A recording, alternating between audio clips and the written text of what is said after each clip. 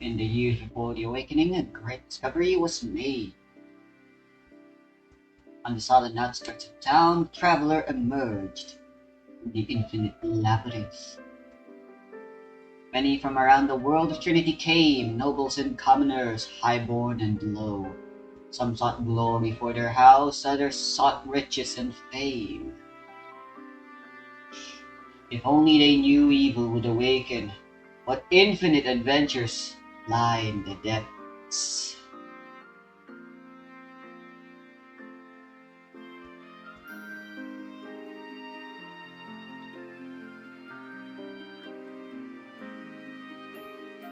Hello there, everyone. Welcome to Infinite Adventures.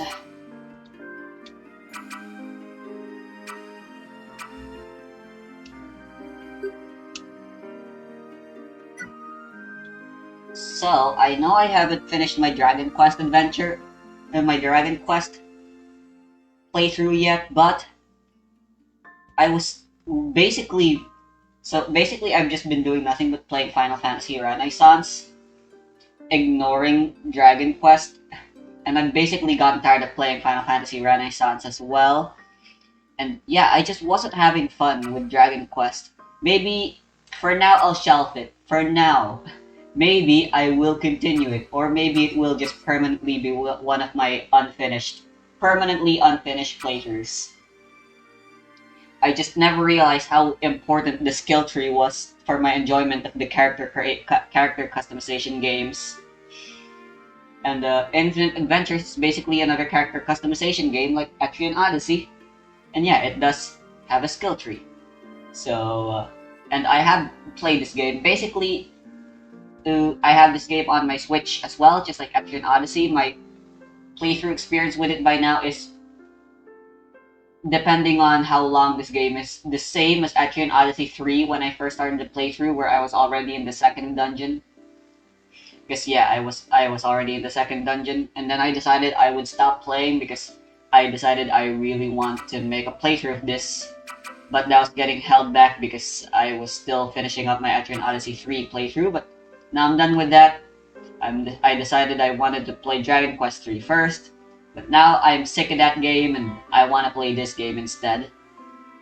Well, actually, it was a debate between this game, another game that I've never heard of, but like I was really bored at one time, so I searched up and found it, and Etrian Odyssey 2, because obviously I want to play the other Etrian Odyssey games, except for one. I'm not playing Etrian Odyssey 1.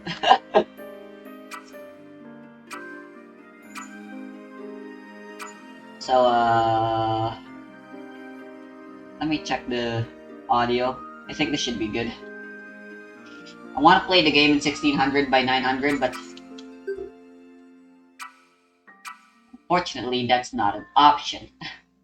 Oh, apparently it's in 1920 by 1080, but this is 1280 by 720 resolution. I'm recording, and the highest quality of the video on YouTube should be 1280 by 720. A bit unfortunate, but this game isn't the highest fidelity looking game anyway. Not saying the game looks bad. But yeah, I guess that's the first thing you'll notice about the game is it looks like a Flash game. But you're not reading wrong. This game was made in 2020. Although according to the credits here, it was produced in 2018, so maybe the PC version and the Switch version came out in 2020. Who knows? And who really cares? For now, let's go. So I have played a few save files here on the PC as well, but those are all pretty much just for testing purposes. Oh, I should change my controller help to controller. I'm actually playing with a controller because, dear God, the keyboard controls for this game kinda suck. So apart from the fact that A and B are reversed in terms of what accepts and what cancels, this will be pretty much familiar to Switch controls for me. Sucks that I have to play an RPG in a controller that's believe is inferior. I think all RPGs should be mouse point and click. Whatever. Controller. We have 4 difficulties. Story mode, which is baby easy mode. You can't change the difficulty. Normal, which is the intended playthrough difficulty. Put a question mark, quote unquote. Hard, which is for those who want to play with a little bit more flair, and old school, which I guess is a reference to Dungeons and Dragons because old school is known as being fairly brutal and unfair. In normal difficulty, you can actually save in the dungeon. Since this is a playthrough on the PC and I know I'm gonna have plenty of time anyway, and stuff, and because I hate myself, I will of course be playing on the hardest difficulty available. So, wish me luck. I was playing on the hardest difficulty back in my Switch as well, and dear lord, old school is not very fun. They wander the astral void, seeking a mandate from the heavens. Mortal souls thrust into a vessel on another world, in another time. They exist outside the laws of the ancients, a splinter in the eye of eternal destiny. Mordecai. Prologue. A traveler approaches. That's another thing you'll notice about this game. It has voice acting. Pretty much everything is voiced. So, you won't be hearing me talk that often during cutscenes. Drifting on the river of time and space. I have nothing to say about the voice acting. It's just acceptable, in my opinion. Through the astral void floating. It's not bad, but it's not good either. It's just decent. Nothing offensive. A traveler approaches. That's us. Right. So, the game starts with us creating our first character, but this character is very important because this is going to be your main character. Similar to Dragon Quest, this is a party member which you have to deal with for the rest of your playthrough, and there's nothing you can do about it. So, I suppose I'll just... If they're gonna force me to make a main character, I guess I'll just name it after myself. Myself insert. I am girl. Fuck, I pressed the wrong button. I am girl. There's races for the game, so Yuriai is obviously returning, but I've never really considered them being anything else but human. I mean, we know B3 and the other person whose name I forgot right now are robots, but that's not a class here. That's not a race here. Oh, wait, there's a lot of freaking... Feel free to pause. I guess the developers were really interested in fantasy world building. It's pretty generic, just there for fluff. I don't really see how anyone would care or find them interesting. Anyway, humans are kind of the best class though, because... Well, race I mean, because the other races have different bonuses, but they are also limited in what classes they can pick. Humans, however, can pick all the classes.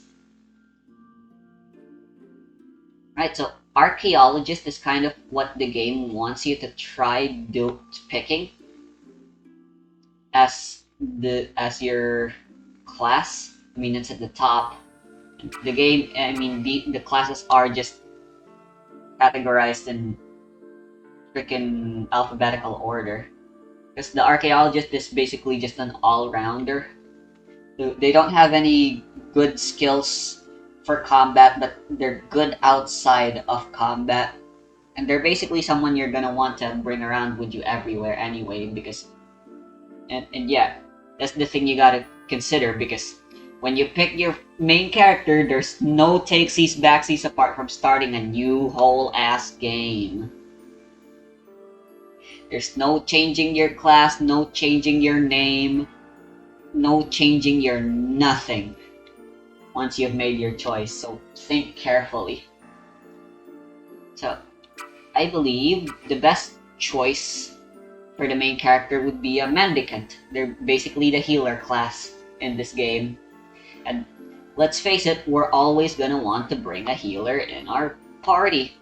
So why not make the main character the healer?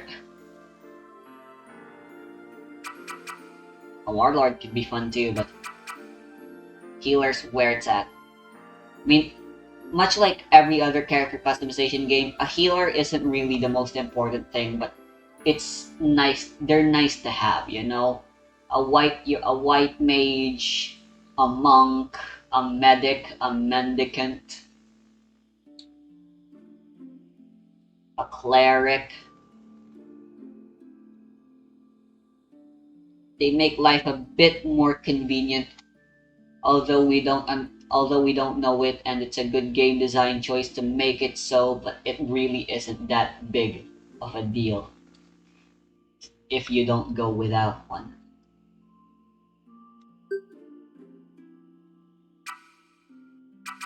Anyway, there are a lot of character portraits for all the classes and races and stuff. Anyway, is there anything with blue hair? I could settle for the black hair, or I can be blonde. I could be a redhead.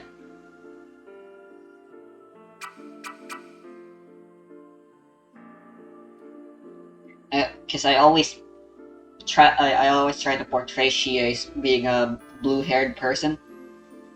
Mostly thanks to certain Final Fantasy game.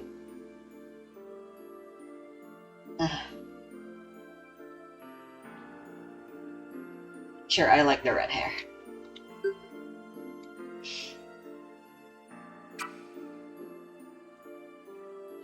You can't choose to. During your initial character creation, you have one character that can immediately go to C rank. Everyone else will be stuck at B rank. So, obviously, as the main character, it's a good choice ID generally to make yourself the C rank immediately. But you could place it to someone else. I don't know. She is the healer. Fuck it. We'll get main character privileges. Right, so as a noble, you get more stats, but as a commoner, you get more skill points. Skill points, I feel, are way more important than stats. And I don't really see, and not a lot of my characters are gonna have the noble class anyway. It's not gonna make sense. So, well, yeah. Right, we can pick our ancestry, but this literally doesn't matter. So, who even gives a shit? Fucking Westerlands, I guess. And then our background, which will be important, it'll affect our stats. So, if you want to min-max the healing, obviously Priestley's a good choice, but can't go wrong with the other choices as well either, honestly. Well, there's a few terrible choices. Oh, we could go unknown and just have a +1 to all stats. Sure. Fuck. I pressed the wrong button again. And we can pick a voice. Did anyone else feel that? Stop lollygagging! Let's go find something to fight! Now you've got it coming. Let's see here. Ah! We did it! And we No. did it as a team! I don't want to be cute. Wow. Great. No. Oh, we work hard so we can play hard. Cringe. The day is That would be won! Mara. Heroic, that's also cringe. The longer we stand around doing nothing, the lower our odds of success get. Even if you only want peace, then you must prepare for war. I'm strong on my own, but we're all stronger together. That's so cringe. I like kind and loner so far. I think there's something wrong about that wall. See, turn. rogue. All right, let's fight. My spirit feels stronger. Hi-ya! That wall looks strange. I don't care about the past. All that matters is that we move forward and achieve our goals. Jesus Christ, that's actually a voice line. Where would that play? Stand your ground, everyone. Thanks. Stand your ground, everyone. You're lucky to die by one so beautiful. Okay, well, according to Dragon Quest personality test, my personality is apparently one who is vain. So, yeah, let's go for a vain personality voice. I am the Astral Maiden. Also known as the Game Master. I know your face. That's creepy. You've walked these roads before. I have. Tell me of your thoughts. Sing to me of your dreams. The king is on his deathbed and asks that you betray your knightly vows for the good of the realm. He asks that you slay his daughter's evil husband in the night, marry his daughter, and seize the realm so that peace can continue. Honor your vows and serve the rightful king when the time comes. Poison the evil husband, then marry the princess under cover of darkness before the king passes. Alright, so there is also a personality test in this game. It'll decide your permanent limit break, because there's limit breaks in this game of sorts. And basically, it'll be like a character summon or something. And it'll be very powerful, and it'll be useful through the entire game. But it's also a permanent, once again, just like your main character, a permanent choice you have to deal with throughout your entire playthrough. Right, honestly, both of these, I don't really see the difference, but apparently this one's honest and this one's deceptive. But they both lead to the exact same outcome of marrying the princess, so I'll go with deception, because that sounds more fun and cool and badass. You come across a shipwrecked survivor at sea. The survivor asks you for a drink, but you know they will not live long. Open your captain's finest bottle of wine and let them drink their fill. Hold their head under the waves until they can drink no more. Hell yeah. Let's get them drunk on their last day if that's what they want. And let's drink with them. A great battle has ended. Share their story with me. Of corpses as the lone survivor of your army. Make sure their memories live on through Brandish me. a shattered sword and rush the nearest soldier. Smear the guts of the fallen on your armor and lie still. I don't want to die. As king, you enter a long sealed cavern deep in a forest. Inside, you find a towering dragon with 3 heads and scales of diamonds. The dragon asks who you are and what you desire. Reply that you are just a traveler looking for a new friend. Reply that you are the king and that the dragon will conquer in your name. I am humble. I mean, that's a fucking dragon. I want it to be a friend. While working as a store clerk, a poor patron overpays you for the goods they wish to purchase. Pocket the extra money so you can gamble with it later. Return the money plus extra from your own pocket. Right. I want to choose this option and take the money, because who wouldn't miss out on an opportunity like this? But like, I have to gamble with it. That's stupid. Who would do that? So, I guess I'll be nice. I wouldn't get what isn't rightfully mine in the first place anyway. I have too much of a conscience. You are a famous archer who is challenged to an archery contest by your less skilled younger sister to prove who is the best archer in the realm. Ignore the challenge and deny your sister the chance to prove who is better. Openly declare that your sister is the better archer, knowing that you would beat her. I've never been better than anyone in my entire life, but I would go with humility here. I never back down from a challenge. Which principle represents your inner self? And that's basically the end of the personality test. This last question basically just lets you pick from the two summons that best fits the choices you made. So apparently we got Lyra the compassionate and Mordecai the humble. You're Mordecai? He's a little kid with a sheep. Anyway, I'll go with Lyra for obvious reasons.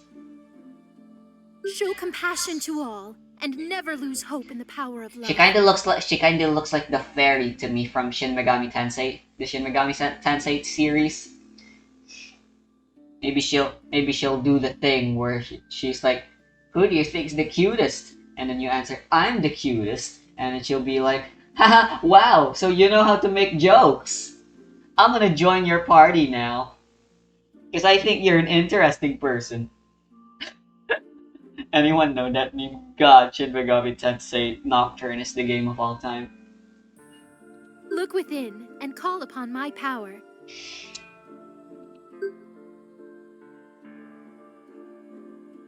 You bear the astral medallion, an Ashtari of the ancients. Whatever that means. Destiny lies before thee.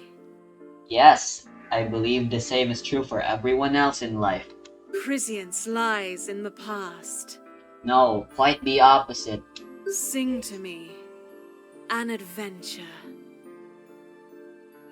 Adventure time? Come on, grab your friends, we're going to very distant lands. Well, she asked for it. I'm sorry. One thing I've noticed immediately right away with the PC version and the Switch version is this game runs so much better on PC. Like, wow.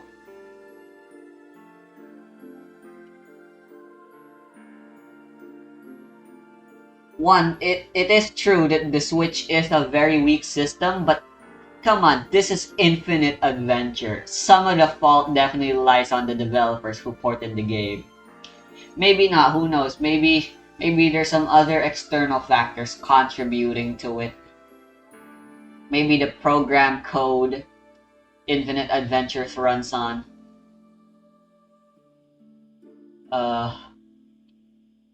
Why is this taking so long?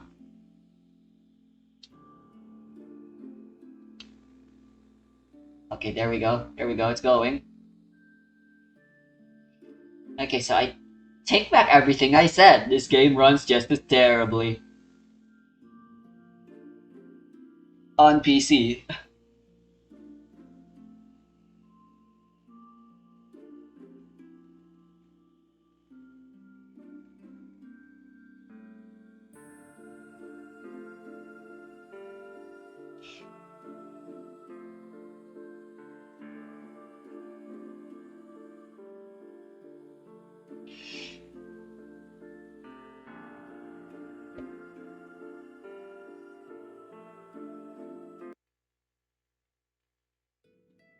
Right, after creating your character, you go through the first scene of the game.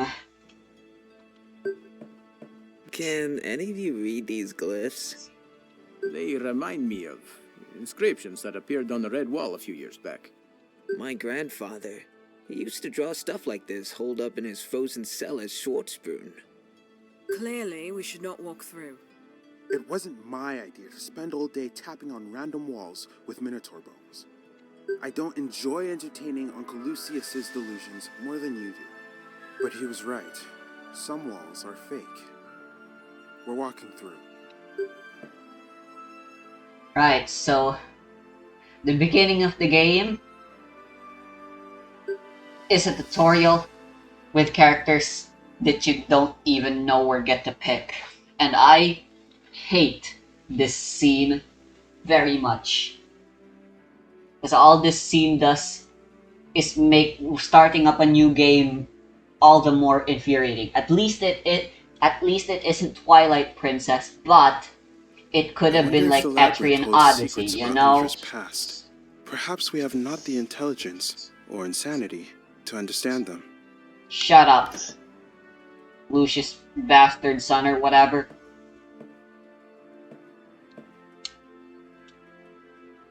So yeah, all this scene serves is a tutorial, but it's a weird way of opening. Going through magical walls sure makes me hungry. If you remember how Etrian Odyssey starts, all three of the games in the trilogy at least, starts you right in the action. After forcing you to briefly make your party and accept the starter quest, so you know about them, the game just lets you off on your own. And rather than gulleting down a tutorial on you, they briefly remind you of how things work, and obviously important controls like how to draw on the map and stuff.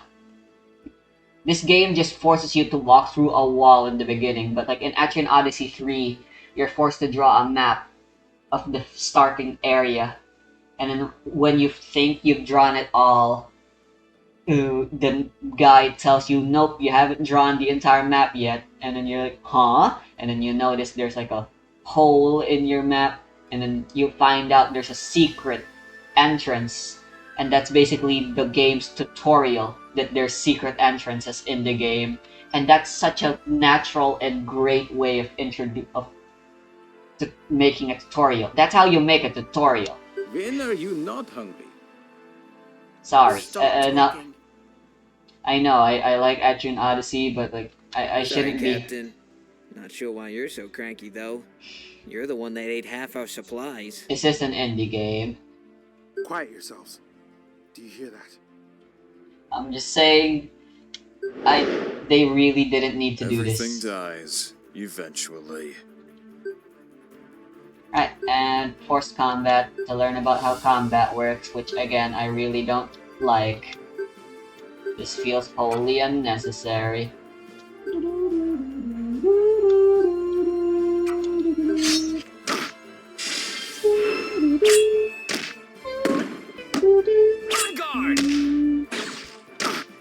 The OST is pretty cool, in my opinion.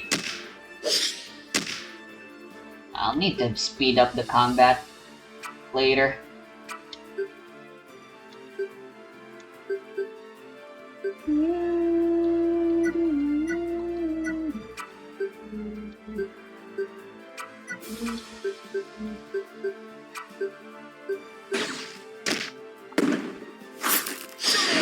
I'll handle this.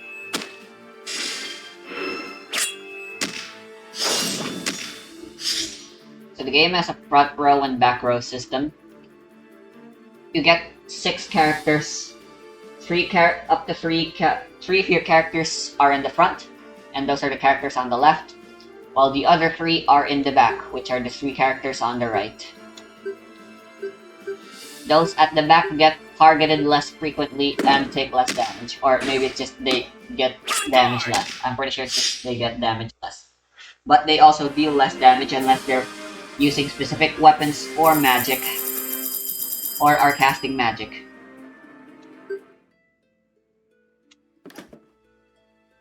They get a damage penalty. The same is true for enemies. They have a front and a back row. When everyone in the front row dies, everyone in the back row is transferred into the front row.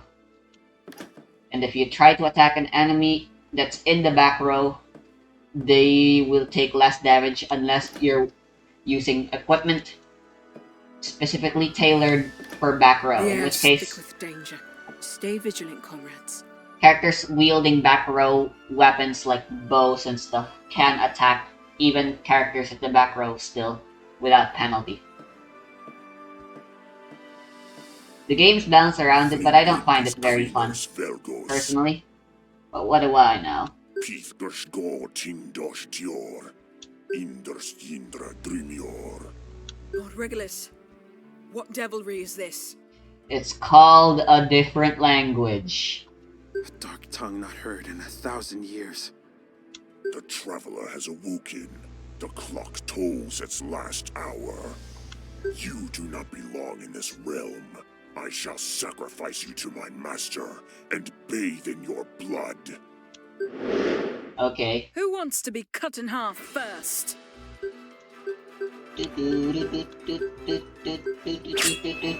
Anyway, this is an unwinnable fight. It doesn't matter what you do. I think we should run. Stand your ground, soldier. Embrace your death.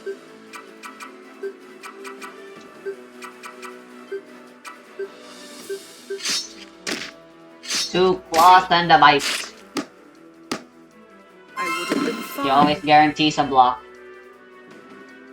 So she survives, but the other two, they're guaranteed to die. Now is not the time for wasted heroics. Come, Edgelora. We must flee. And now we run.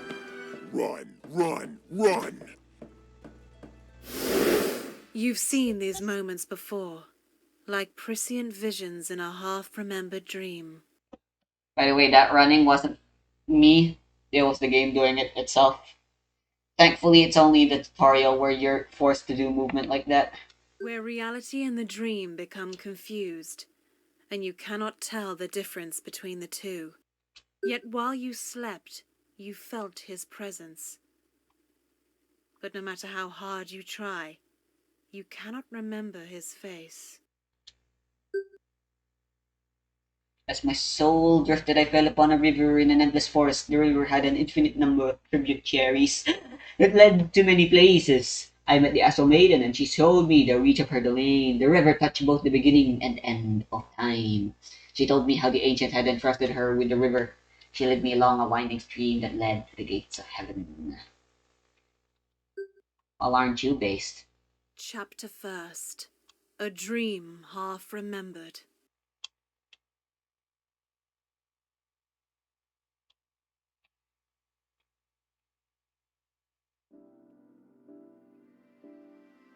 Honestly, I'm quite glad to be playing something other than Dragon Quest. Nothing against that game. It's a good game. I already said that. It's just not my cup of tea. And not what I currently want to play at this moment. I find I go through phases in my life right now. In terms of what Many games I want to play. And years right have now, I I want to waited play for games this with moment. character customization. Dr. Ahmed was right. Your mind and body have returned to us. Careful. You have been in a deep sleep for many years. Your body is still very weak. I am Lord Lucius Giamata. It was I that found you and brought you to our wonderful city. I have so many questions that I wish to ask you. I had a strange dream, almost 5 years back now. I saw a great dragon in my dreams that night. The dragon was perched atop a great face made of stone that overlooked the town of Giamata. I knew then that my destiny was to find that face of stone. Okay. I found the face a few days later, but there was no dragon. Yet the face had an opening that led to a massive labyrinth that has no end. The Infinite Labyrinth, we call it. And it leads to infinite adventures. I found you I'm sorry. lying on the stairs of the entrance. I've kept watch over you the last 5 years, knowing that you would one day awaken once more. What were you doing in the labyrinth, and what brought you to the surface? How long were you in there? I was in a coma for 5 years? She needs rest, my lord. Best not press her with too many questions. It may Oh. take weeks before her memories return after such a long slumber. Typo. Oh, quiet, Ahmed. I pay the salaries of all who are employed at this guild, yours included. Aren't you oppressive? I'll make sure our honored guest gets all the rest required, good doctor. Thank you, Lady Miriam. I am Lady Miriam Dune, steward of this adventuring guild.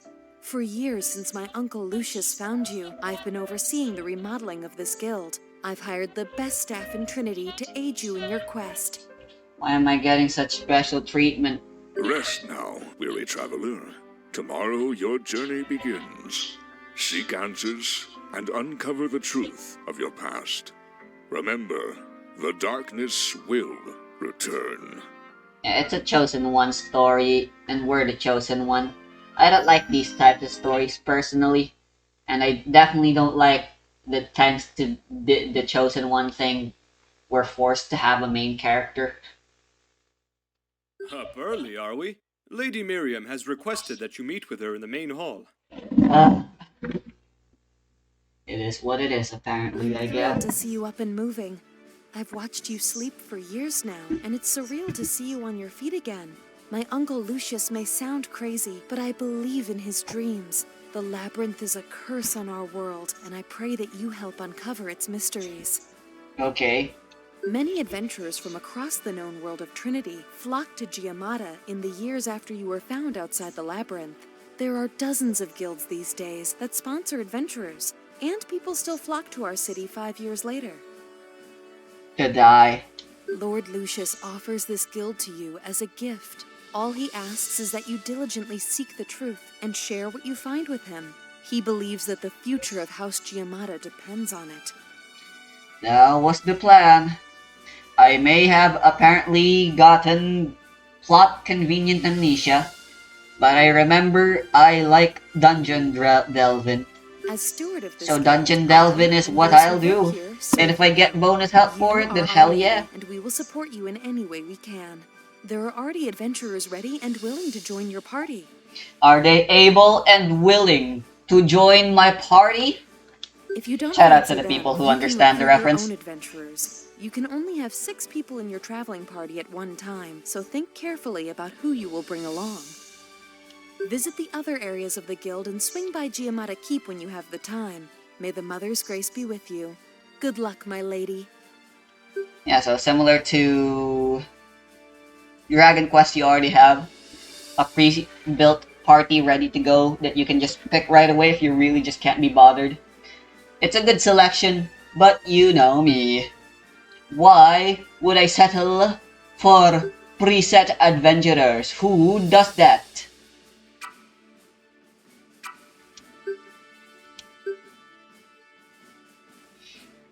Alright. So unfortunately, I'm only bringing 5 characters from Yuriai again with me. I don't think I'll be able to put in everyone. I could, but it would be pointless because one, this game does not have an XP share system for people that are not traveling with you. And two, grinding in this game really, really sucks. And the game really doesn't want you to do it.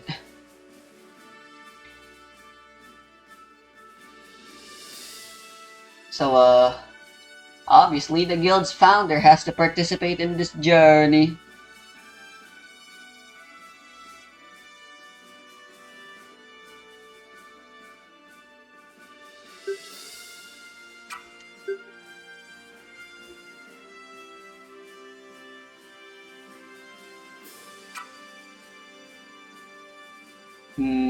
I could make her now. That'd be funny. What do they have access to? Archaeologist, Mendicant, Kunoichi, Soul Caller, and Storm Seeker. Storm Seekers are good. But what are the options? What would be fitting for Mara?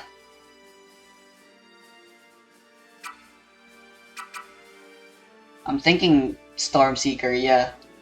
It's the name of the company. So, it is actual Storm Seeker I actually think is straight up just the best class in the game. You can't go wrong with an all Storm Seeker party in my opinion.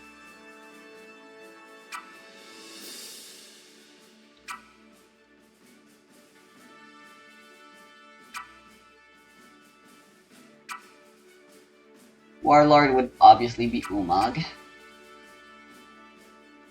Yeah, I'll go for Human Stormseeker. Don't worry, I will have some of my other characters be. Hatsune Miku.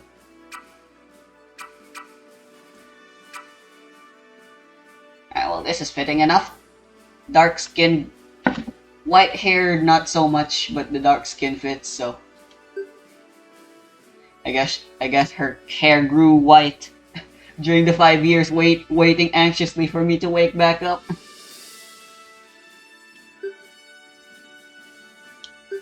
She'll be a noble. Since that is part of her backstory, she ran away from home.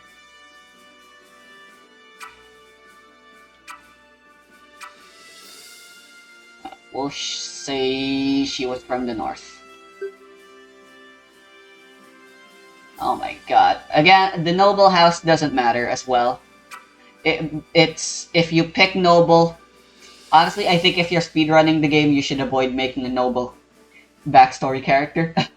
I don't know why you'd even want to speedrun this game, but yeah, you need to waste some time here. Anyway, is there anyone here where the house is founded by a woman? Or honestly, a shitty sounding man wouldn't be bad either. Oh, well, this one marched to 1,000 storm seekers apparently.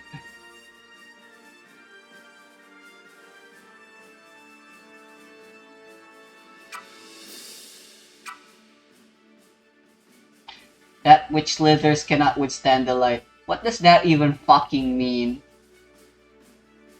You know, I like Cold Heart. Mara Cold Heart. Oh, and as a noble, they get a name.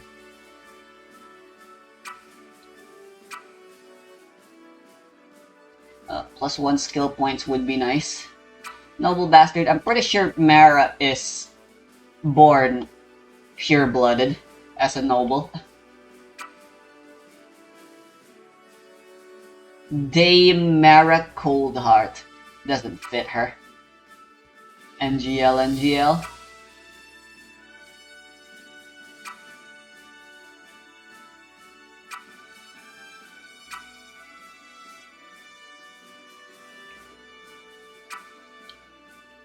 Yeah, just Lady Mara.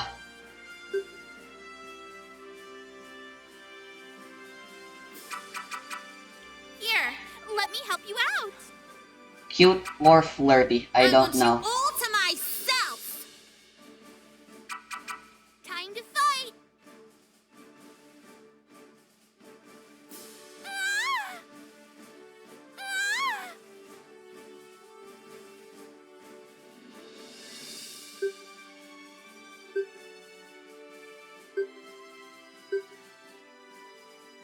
Alright. Since there's fitting classes for both of them, I'll bring E and Veil. Starting with Iya. I want a Kunoichi.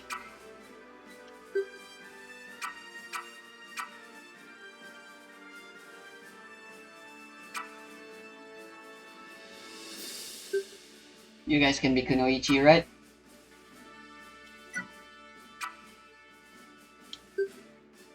What about the elves?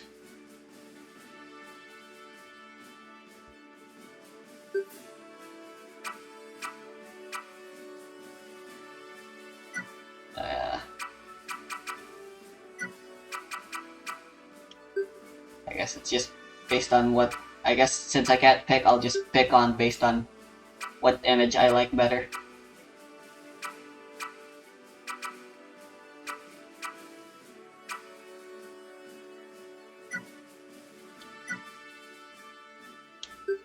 What about the human Kunoichi?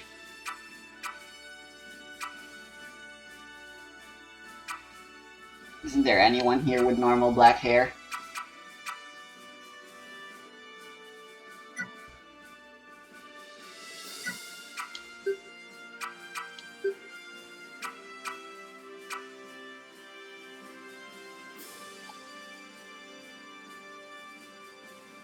I guess this looks close enough.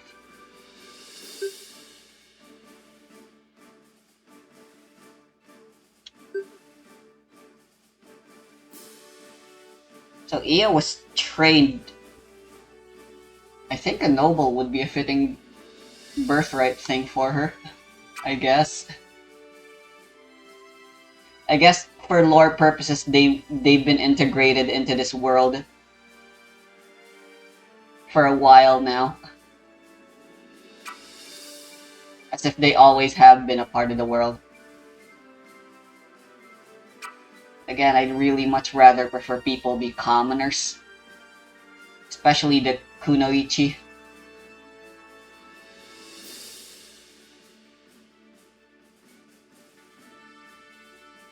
Sure, I'll go for commoner.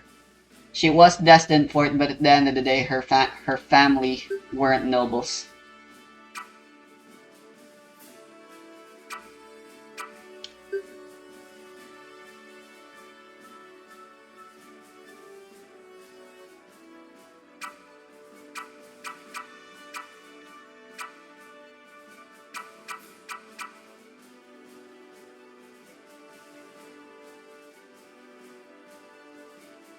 But I can't have her be a knight that way.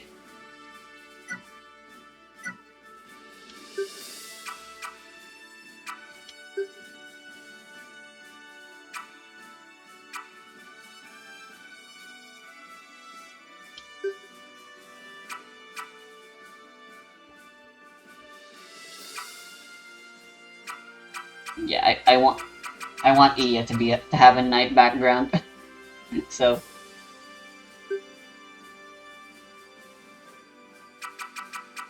That wall looks weird. Better keep my guard up. dark and brooding or loner, either one fits her honestly. I think. That was fun. Let's do it again. Have at you! Better keep my guard up. I'll go with loner. We will end your suffering.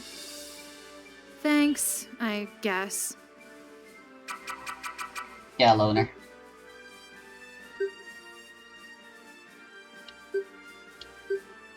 Alright, gotta bring her girlfriend.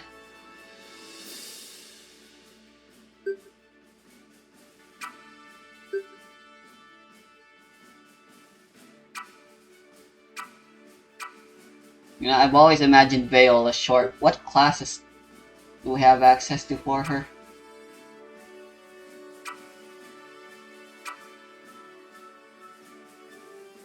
I want more healers. If I remember correctly, Geo Templar should have healing abilities. I'm not sure how useful. Wait, did I go for Drakem or Elf?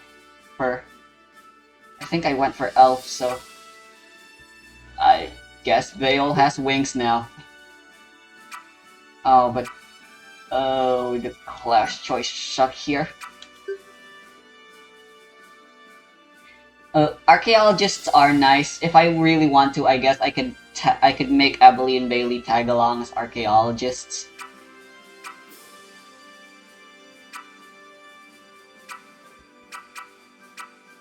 No, there's no. Alright.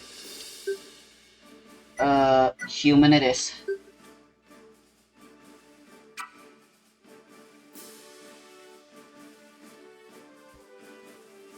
I don't really like the Geo Templar class. Something I really wish you could do was...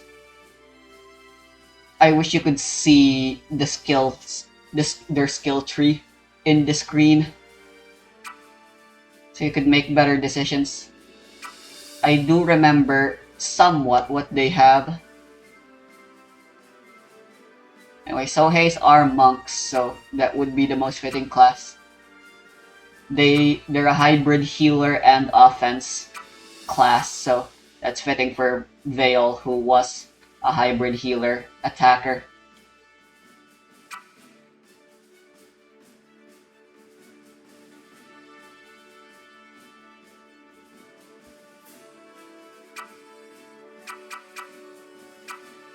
Although I don't like them either as much, just like the Geo Templar. Whatever. Everything deserves a second chance. Sure, I like the pink and black color scheme.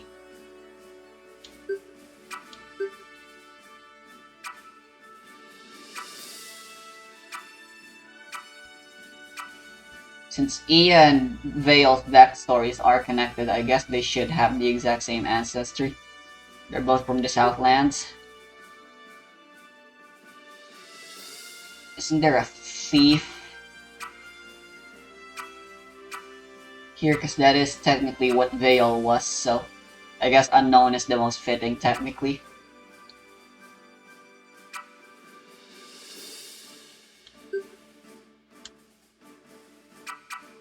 The monsters in this labyrinth must be trembling with fear. I'm a big deal, you know. Wow, they have a thick accent. Thank you for your support. Stand your ground, everyone. Yeah! I couldn't do this without you. At least not as fast. Hey! Great fight, everyone.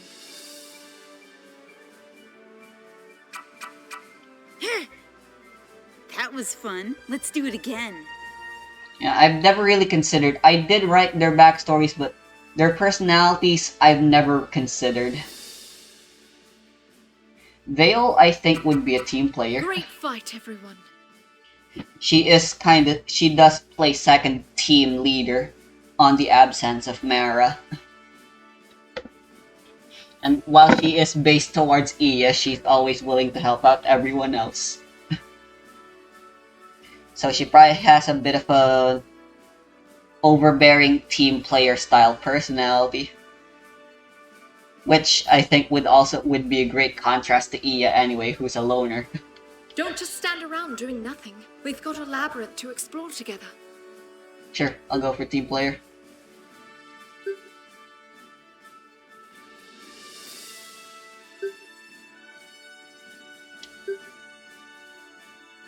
Alright,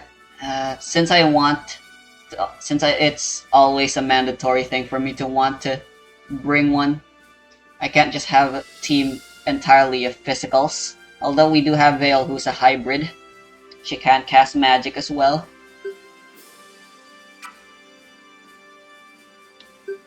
I want a magician. So we're bringing in Teothra. Did I get that right? Yes.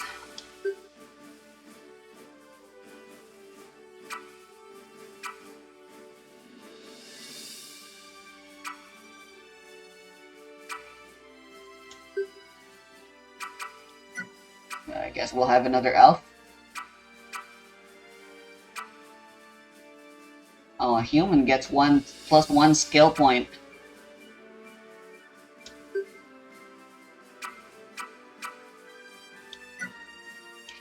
Fuck it, she'll be a human. We'll have a primarily human team.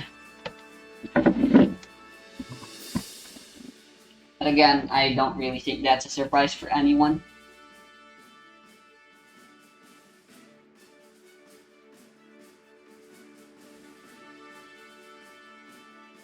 Would Teothra be a noble or...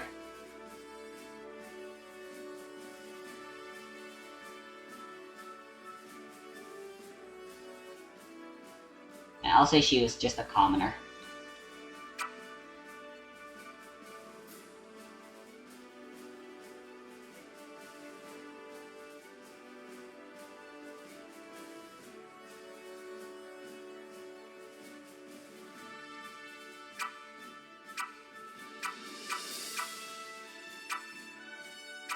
Is it?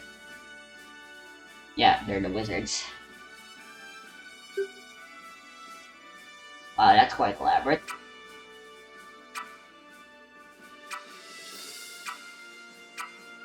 Not a fan of the bright color palette. This one is pretty fitting. I don't like how elaborate it is. But, sure. We want as much skill points for the soul collar, honestly.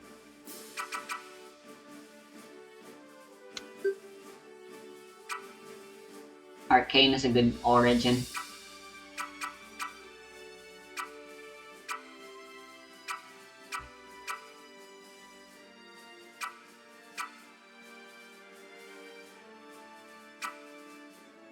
I don't know what perception does, but scholarly is a good choice as well. Yeah, since it fits Teosra, who has Savant Syndrome, she's very smart. Nerd emoji or something, I guess.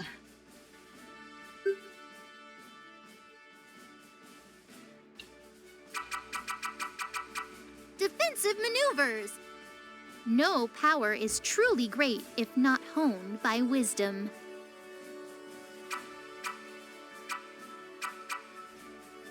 Repent! I might not be very confident, but I can still be brave. Maybe Teosra has a shy personality. Considering I wrote in the backstory she was bullied and stuff, she probably doesn't have the best social skills. Intelligent would make sense, but she's the straight man in the group. I'm not really sure there's a fitting voice set for that though here. Protect yourselves! Your safety is paramount. There's no straight-laced personality. Yeah, let's just say she's shy. Like, she's still the straight man, but she's always, when she is trying to call people out, she always does it in a shy manner. That's canon now.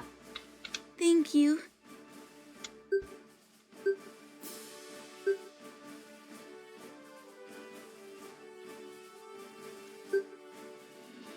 And last but not least, I want a tank.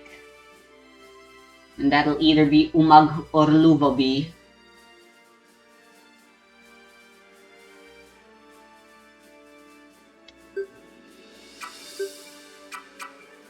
So Hobgoblin would be the best class here. But fuck it. No gnomes, no hobgobs. They suck anyway. Curse resistance is honestly pretty worthless. Perception and intelligence would have been nice if they had access to actual magical classes. Which they didn't. And the Hobgoblin has access to 3 classes. All of which they suck at being, except for maybe Warlord. So if you want to min-max a Warlord, which I don't really care. Can you guys be Warlords? No. Can you guys be Warlords?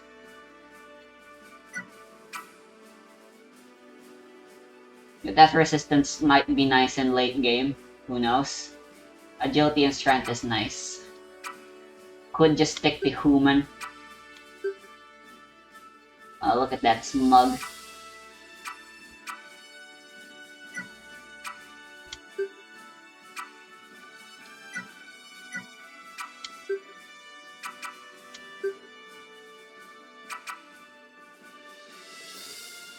Umag isn't smug though, she's noble.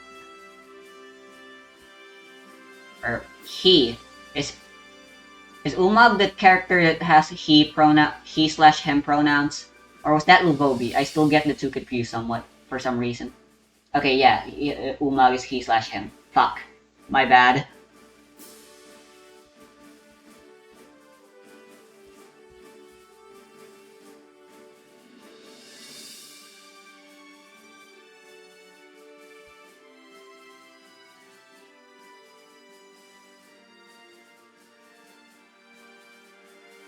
We'll say canonically this place is her home, or his home. He used to wear a helmet, but now he just shows off his face.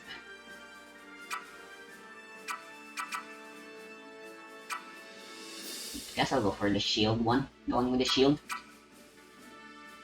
Yeah, just the default A one.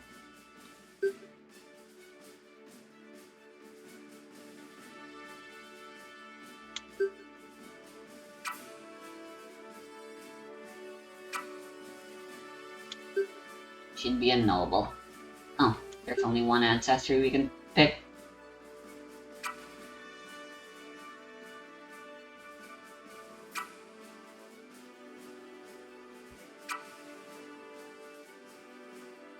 Warless doesn't sound very nice, so I'll go Draken.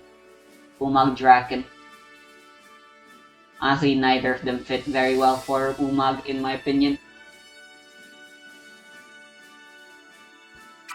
I'll go Warless.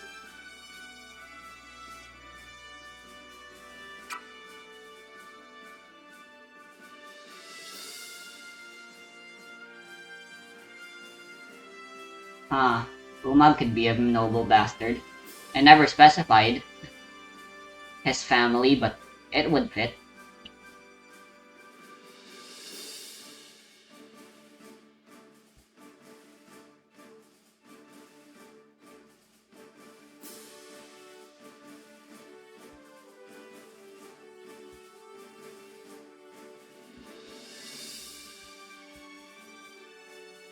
I want those +1 skill.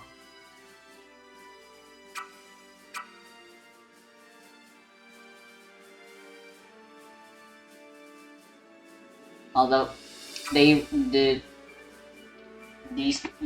class really doesn't need it all that much.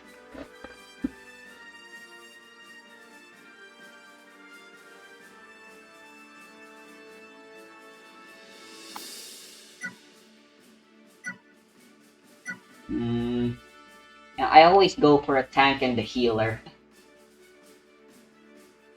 What if I try not bringing a tank? I'm too reliant on them. Let's see, there is another class that's still just as hard-hitting in here, I'm pretty sure.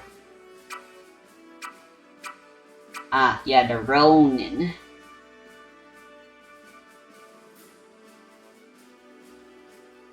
Because like the thing is, the Warlord has access to elemental attacks, which I really like.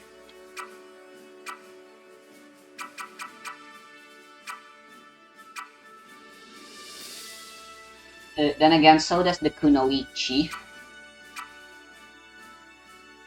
And we have Sohei, and I'm pretty sure they have elemental affinities. Stormseeker, I don't remember, but they're anti-mages, so they're just good. And then obviously the Soul Collar. Their main thing is their magic.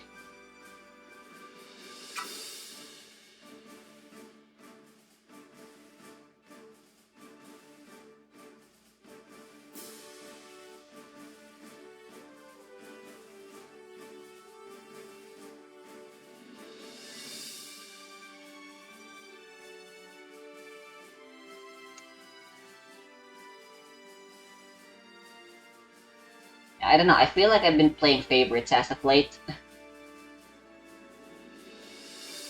Between Umag and Luvobi, between who I want to be the frontline attacker.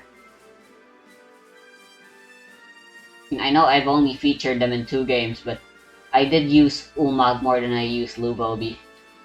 And yeah, in the final fight I used them both. But ultimately, I ended up using Umag way more. So yeah, because I don't want to accidentally misgender someone, that's also another reason. I'm bringing Luvobi instead.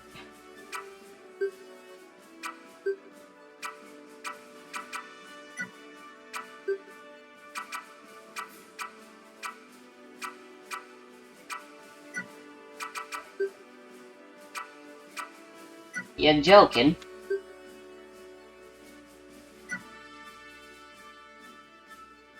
Yeah, it would make sense for her to be a Hobgob, but as I said, I don't like the Hobgob class. Race. Nor do I like the Gnome race either. So, sure, another boring human to the list. I say, what's wrong with being boring?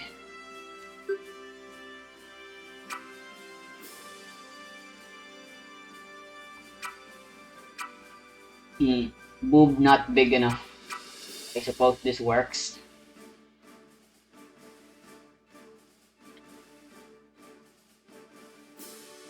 Luvobi's dark skin, right? So I guess this would be the best choice. But this one has even less booba.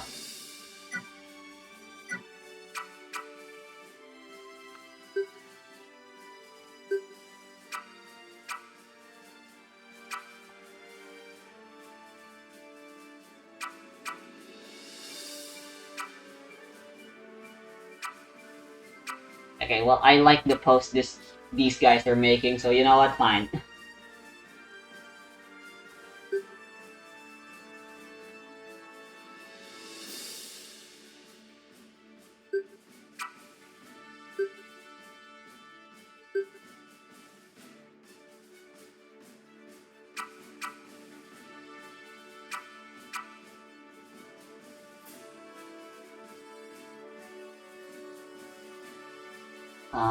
Blacksmith makes no sense.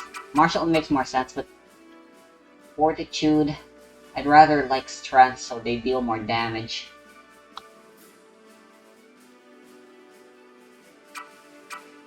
Martial really doesn't fit either since she was an Amazoness.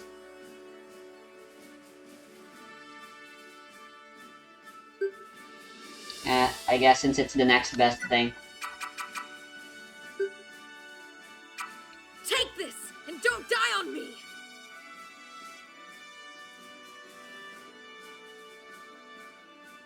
Okay, although aggressive would be fitting,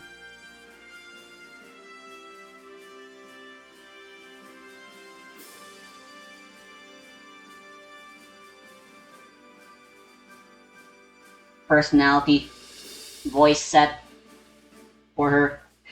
One, that's prejudice, and two, I want her to be unique. So she's gonna be a fucking lesbi bitch, just like Mara. I went with cute for Mara. Get down, everyone! Being raised, who turns out being raised your entire life being exposed to nothing but women turns you very flirty towards other women as well, apparently. I don't know.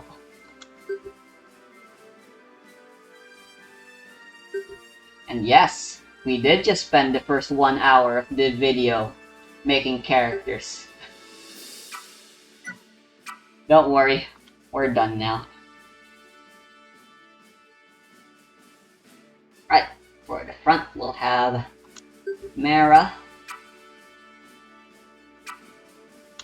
Lugobi,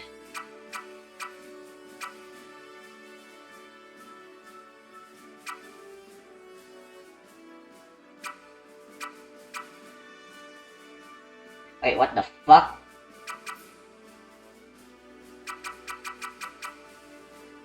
Oh god, there's two people named... Wait.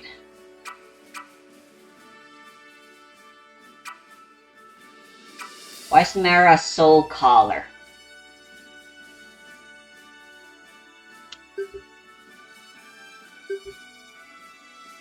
Wait, what?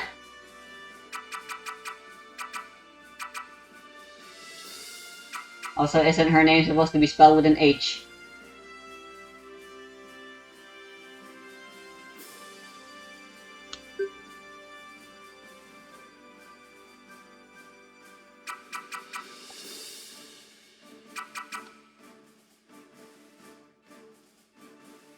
Oh, and it turns out I made too many characters.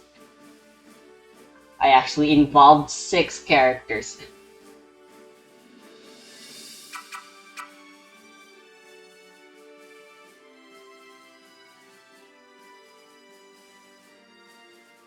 No wait, yeah, Mara is here. There's just a default character named Mara. Fuck.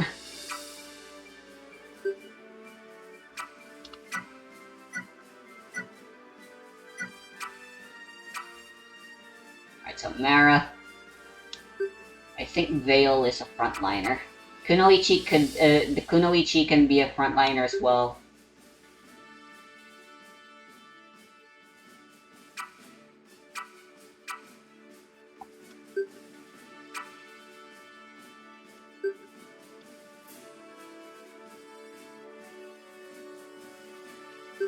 But I prefer using them as backliners.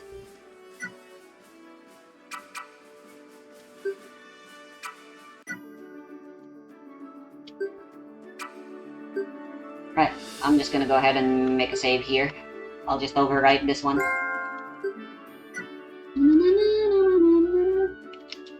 Right. First up, in terms of equipment, everyone here should already be pretty well equipped.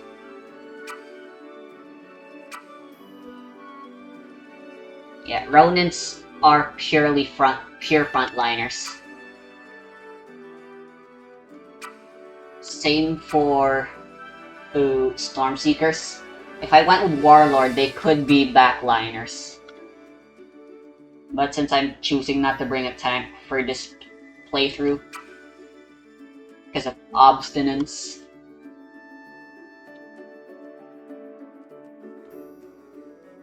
Oh, the Sohei can't equip any. Alright, so yeah, I'm pretty much forcing. So my front line is basically forced.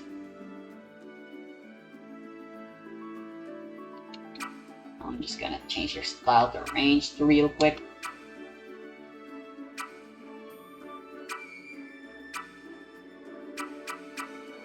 Alright, Mendicants use a quarterstaff, which is a front row magic weapon, which is really stupid.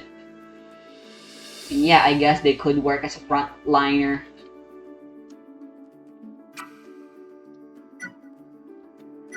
But I'm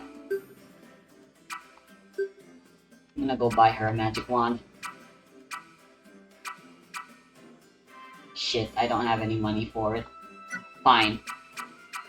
She'll just be a subpar attacker for now.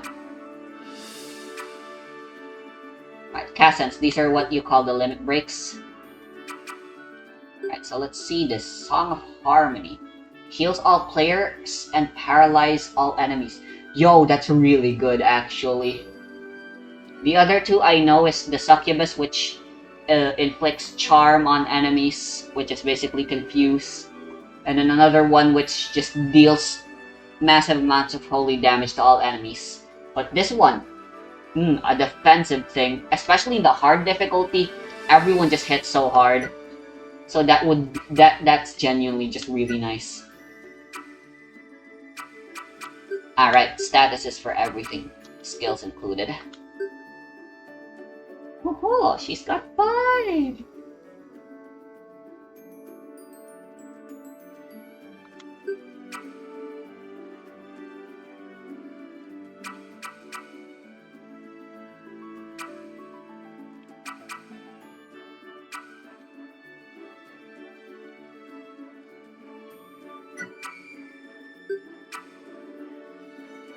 So they have the ability to heal, so I kinda want that.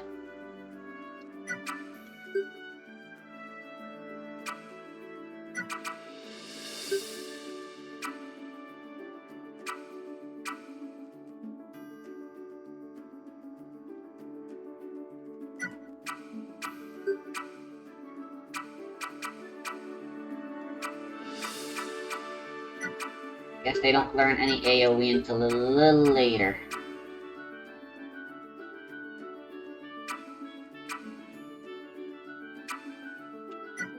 Yeah, alright. Yeah, I'll focus on Astral Attunement first since...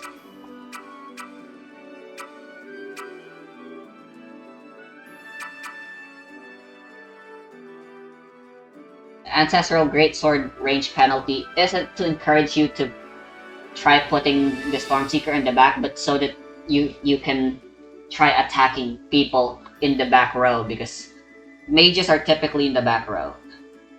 So by having this, they can deal just as good damage to those mages still. Because again, the Stormseekers are anti-mages. You'd be surprised how often that comes into play.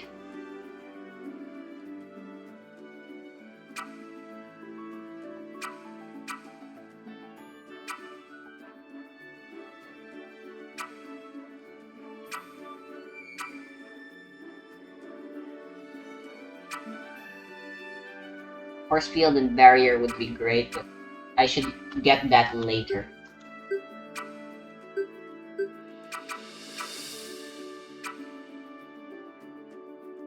Absorb magic is good healing. Doesn't seem like I'll have enough.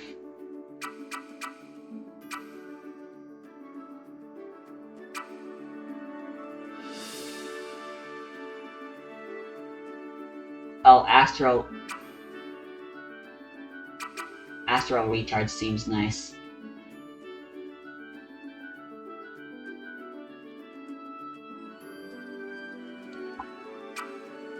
But no, normal attacking to generate astral is just way better. But more healing as well as shields would be nice.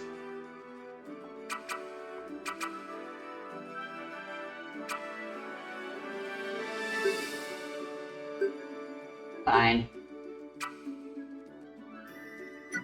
Yeah, just level 2 for now. Then I'm gonna focus everything on trying to get Planar Blessing as fast as possible for her.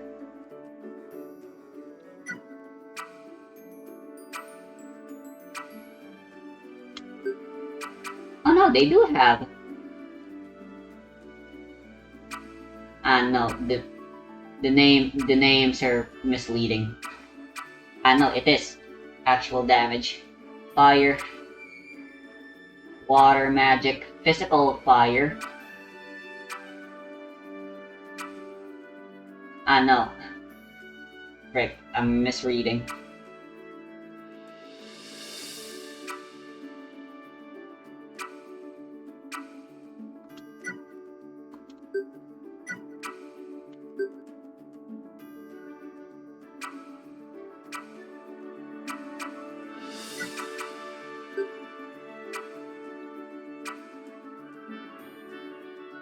Oh, they can learn to use bows too.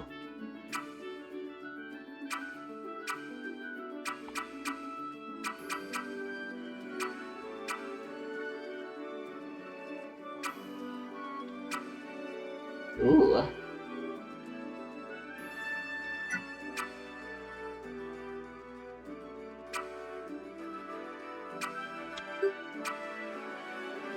I should probably just focus on getting her auto attacks to be as nice as possible. Wow. Behead from Etrian Odyssey. Hey, this one is actual damage though. Dark Elemental. But it'll be a very long time before we can do that.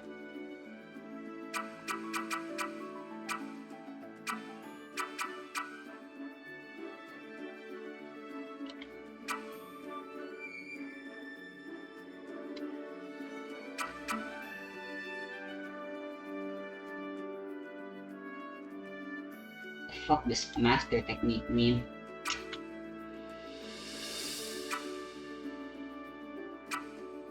I'd like them to learn an AoE attack though.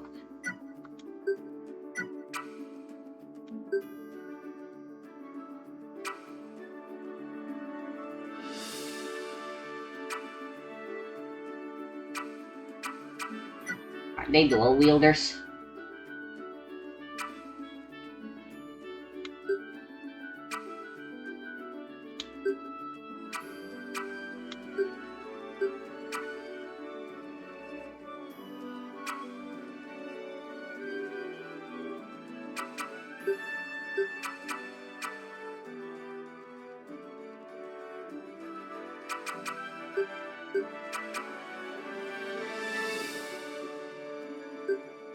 Bleed would be nice.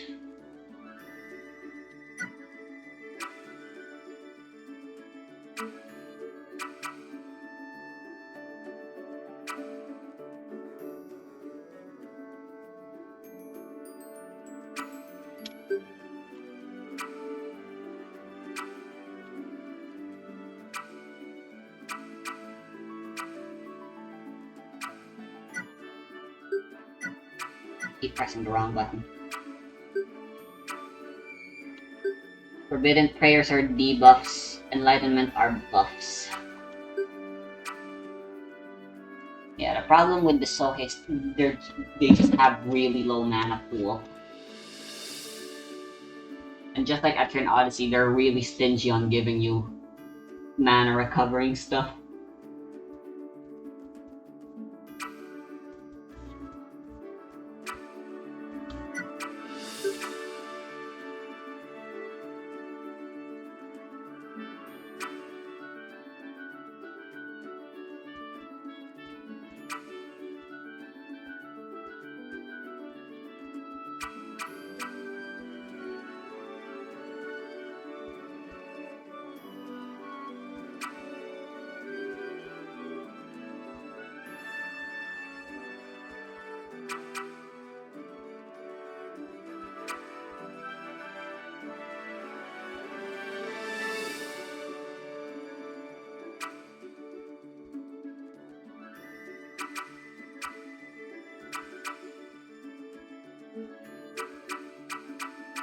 This would definitely help though.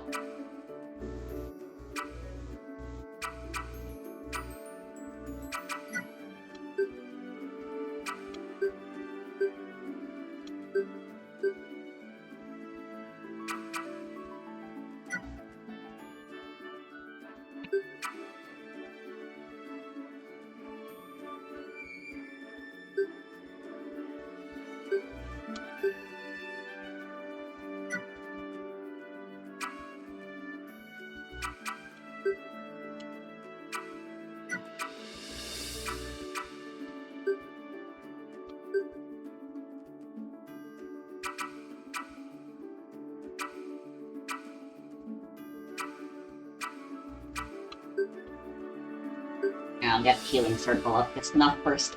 I feel like I'll need it.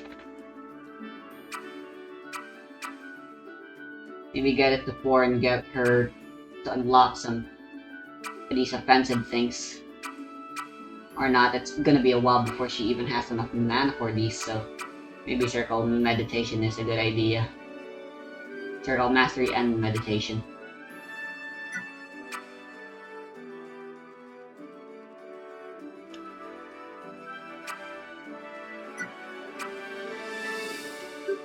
Yeah, my team's way too focused on defense. But you'll understand why soon enough. Probably.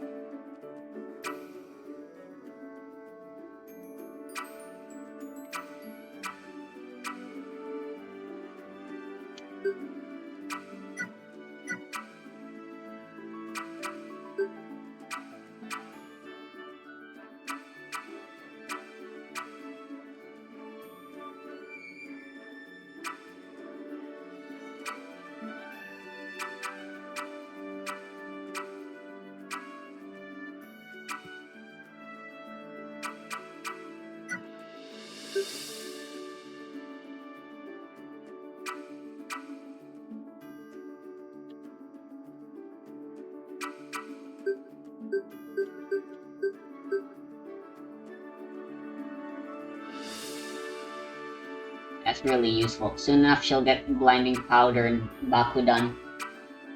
So she can take good advantage of it. And even better when she gets Fan Throw and Draw Blood. For now, she'll have to rely on other people getting the ailments and curses. She'll have to fall on you, Teothra.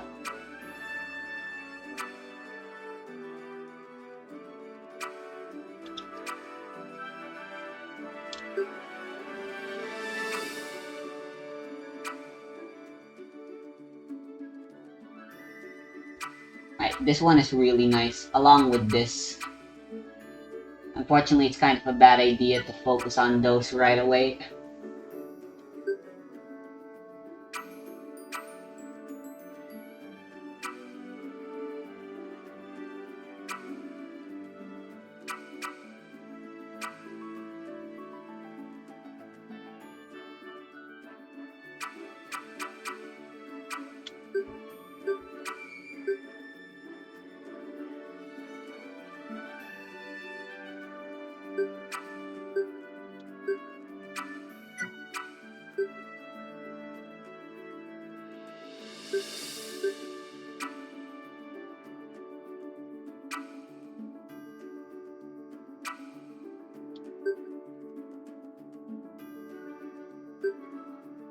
Have you specialized in flame magic? Then I'll have Iya specialize on lightning.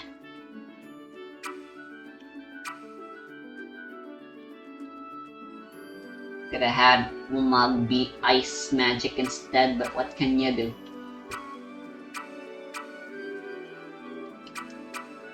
This is the team I chose. Yo, 7.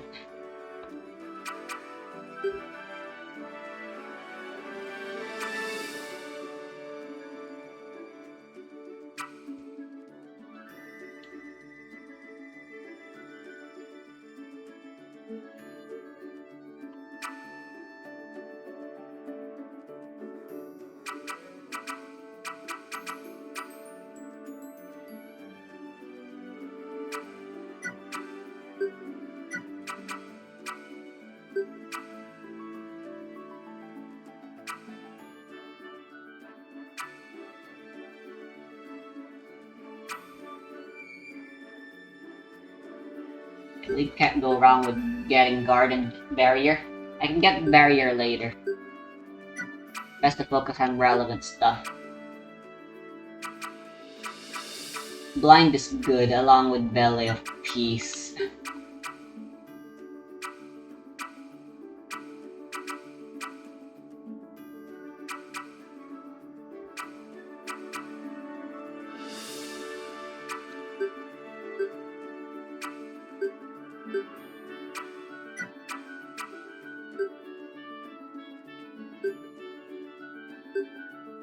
This thing comes in super useful.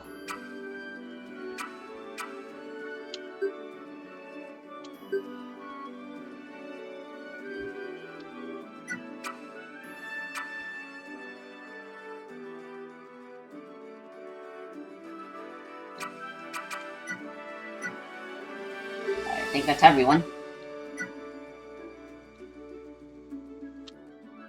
Alright, let me just save again and let's see how far we can explore.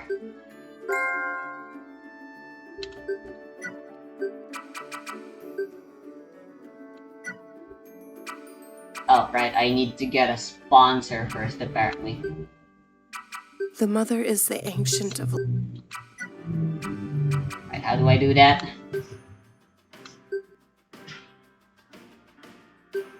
Adventures of all sorts hang out there, so you can learn. Their ale tastes like wolf puke, though.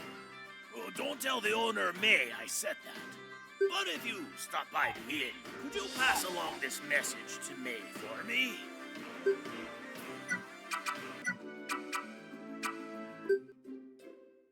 Polk has too many secrets to keep to himself. Why he chooses to confide in me, I'll never know. The things people like him have seen down in the labyrinth either isolate them or draw them closer to others. The deeper you go, the closer you'll come to understanding people like Polk. I won't.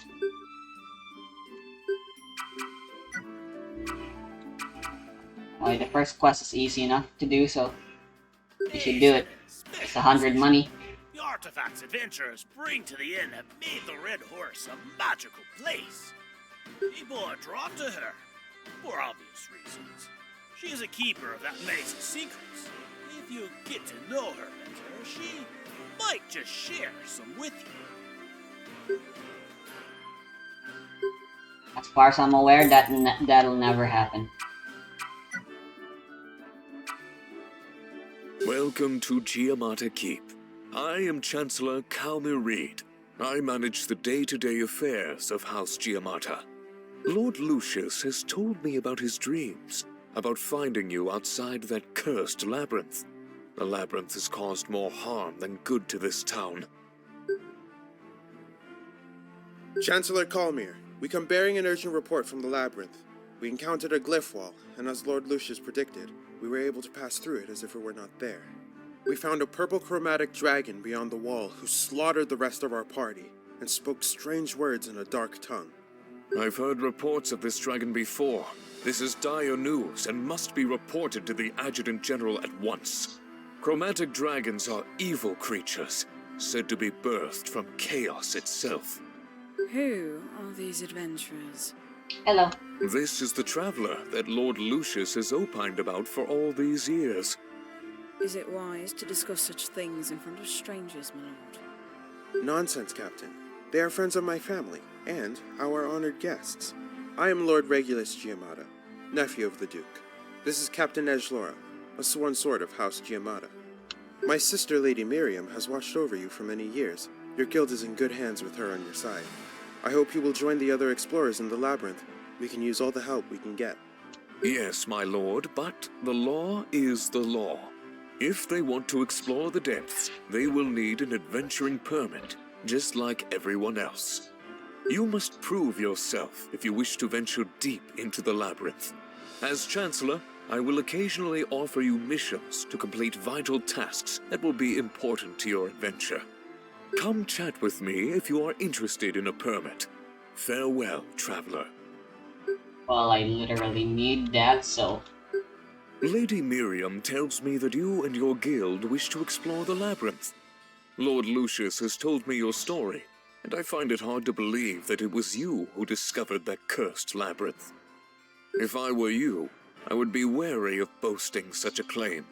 Some believe the one who brought us the maze should be banished from Trinity. Lord Lucius is not lord of this castle.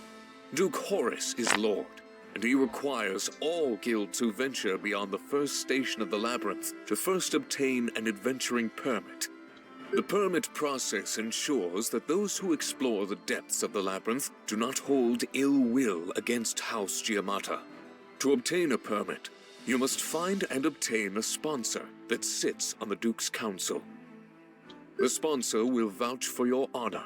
Return to me when you have found support, and I will issue you a permit.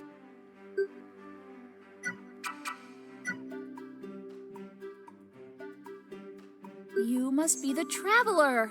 I'm Lady Jenica Dune. I overheard what the Chancellor told you. I'm cousin to Lady Miriam, and she fancies you, so I will help.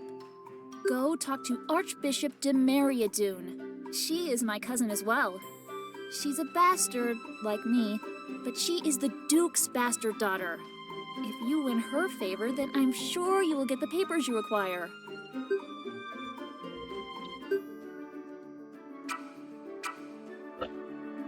The Infinite Labyrinth is a dangerous place. I've seen hundreds of adventurers charge into the labyrinth, searching for glory. If you want my support, then you gotta prove your strength and resourcefulness. Take this Darkstone. It's a mundane rock that reacts to the magical anomalies within the labyrinth. There are many strange devices in the depths. 4 of these devices are spread across the first station. Touch the Darkstone against them all, and I will vouch for you with my father.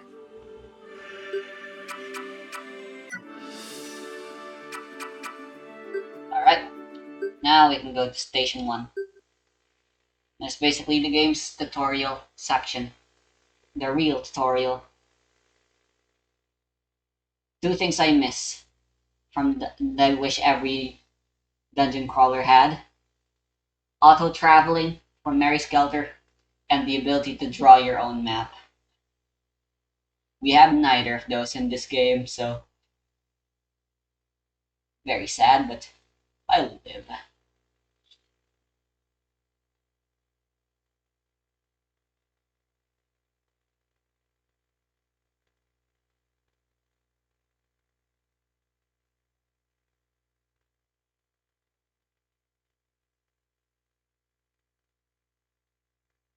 Okay, wow, what is up with these loading screens? They take even longer than in the Switch.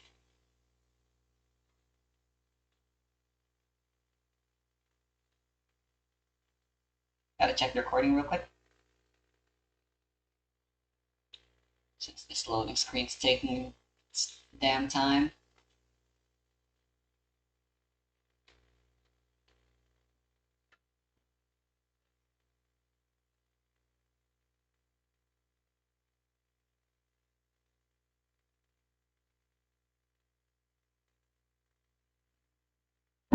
What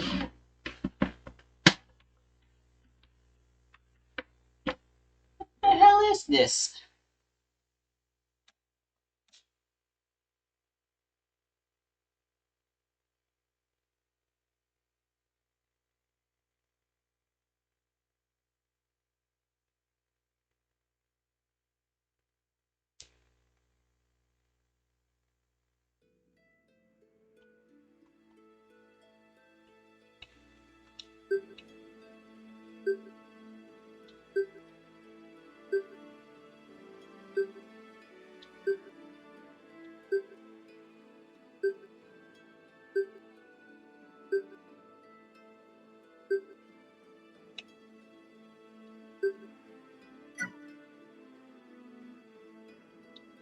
I'm just gonna go ahead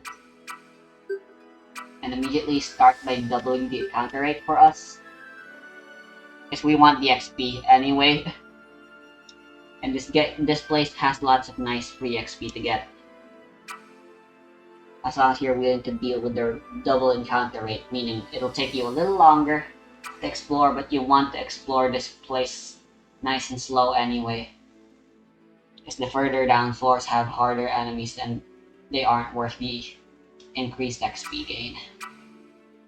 IMO. We did it! And we did it as a team! Yay! What did we do? Walk fucking 5 meters?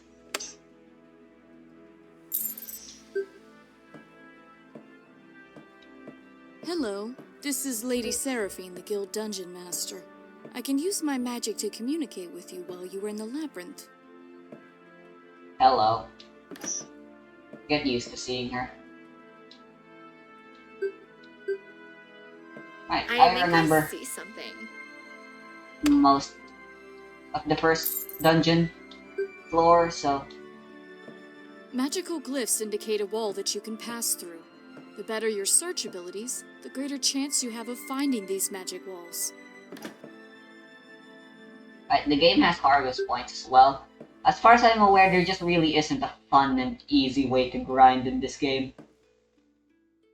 The harvest points are stuck at 1 per exploration attempt. And there's an indicator to how close you are to an encounter. Just like in Odyssey. I don't really get why games do this. I'll kill you!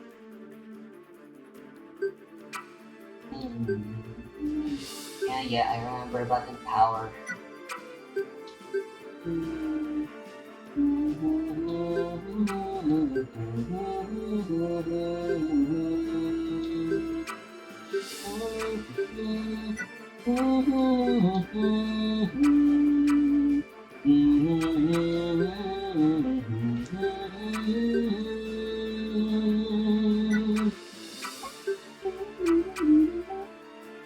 So something nice about the spells here.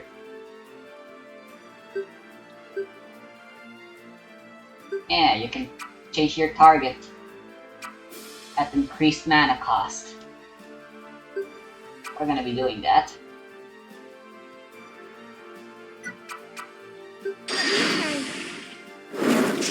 I want you all to myself! Nice. Alright, and then to oh my fucking god. Thank you for your support.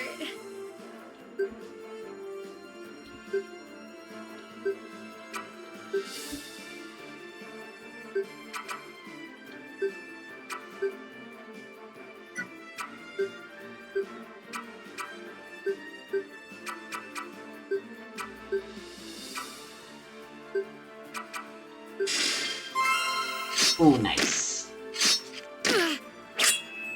Oh my god, why?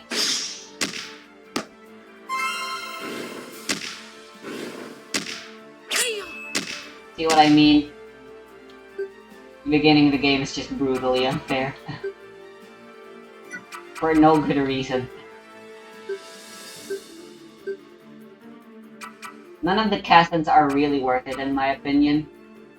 Salvo is good if you have a lot of characters with range, but we don't have that. Vanguard I just don't think is worth it. It's guaranteed 3 attacks unlike Salvo, but Salvo can go up to 5 attacks, but sadly we don't have enough range fighters to use that. So the only thing that's good is Song of Harmony. I believe.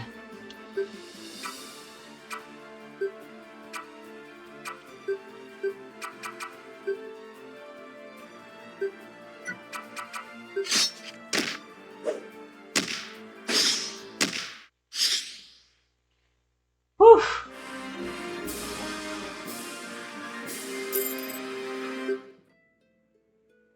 Get bent.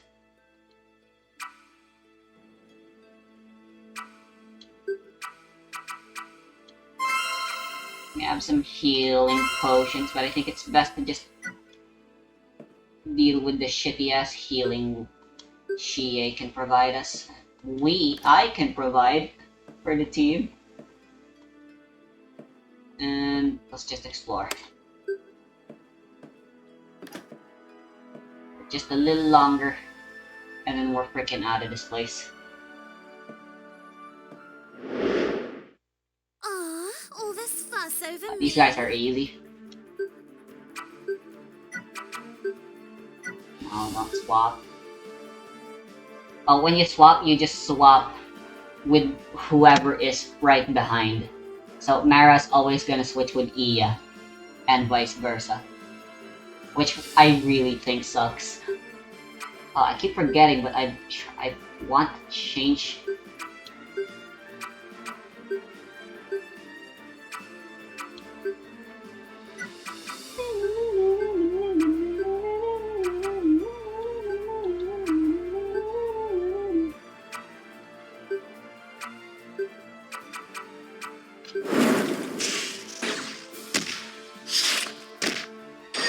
Try. Take this.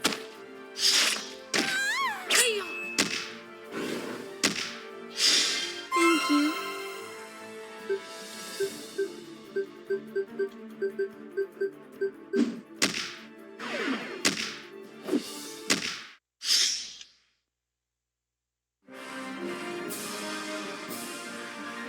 Guess that wasn't too bad.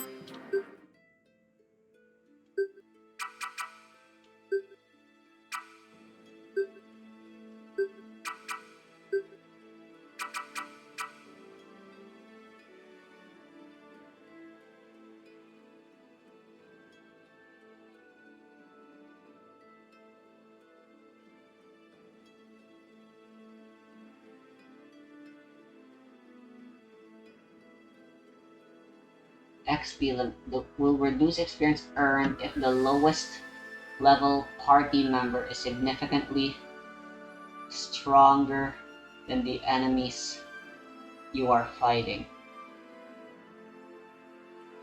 Why would I want that on?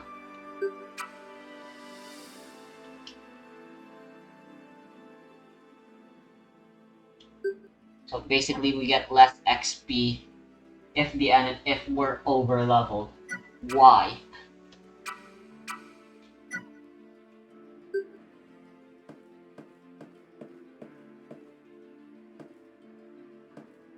Did I have that option on in my original game? I thought that said like if one of your party members doesn't have equal XP, the XP distribution will be more favored toward them, so they can equalize with the rest of the party. But I guess that's just not a thing.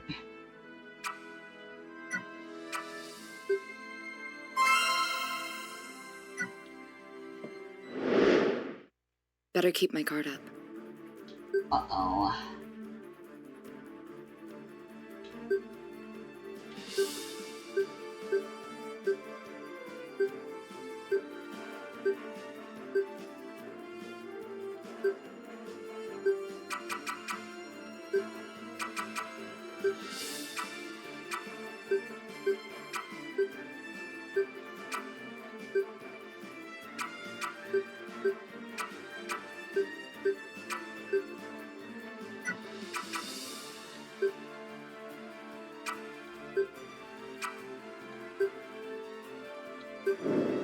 Harp of harmony, calm their restless souls. Yeah, that's really nice. Ooh, and the paralyze. It's gonna come in clutch, I know it. Feel it in me bones, even.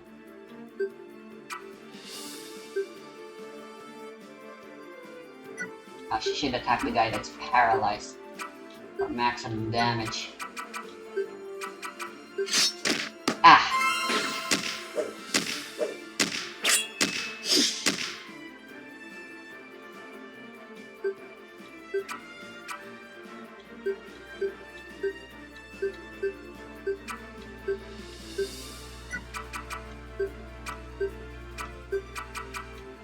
Thanks. My turn.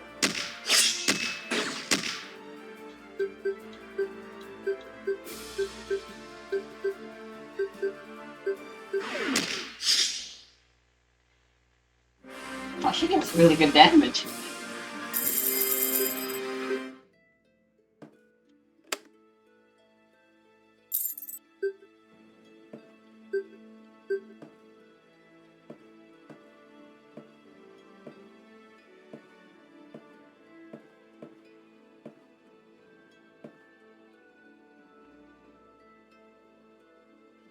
Good fortune, fellow adventurers. We have just laid waste to a pack of squirpels that made their way up to the station. I am Prince Zi Feng Han, son of the Jade Emperor. My companions are Lady Amira Jin and Azumi. Pardon us. Dealing with the enemies down here can be a messy affair. You look like a fresh group. Let me offer you some advice. If you want to venture beyond the first station, you'll need documents from House Jimata. We already knew that. Thanks. As son of the Jade Emperor, the Duke could not refuse my request for an adventuring permit. We are on our way to explore the deeper levels now. I sense ambition in the slots before us, and this dungeon swallows those who harbor such desires. The simpletons of House Jimata don't understand the real reason this labyrinth exists. Implying you guys do? That's enough, Azumi. Let us leave these travelers be. It's great to see other adventuring parties down here working together. Sure, Vale. Anyway, there's some staircases here, but we can't access them. But other than that, the whole first floor is free for us to explore because we'll need to explore the entirety of this first floor if we want to find all 4 things.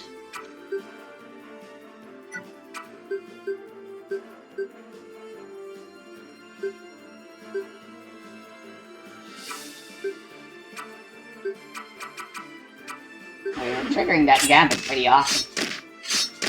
Hope that keeps happening. Thanks.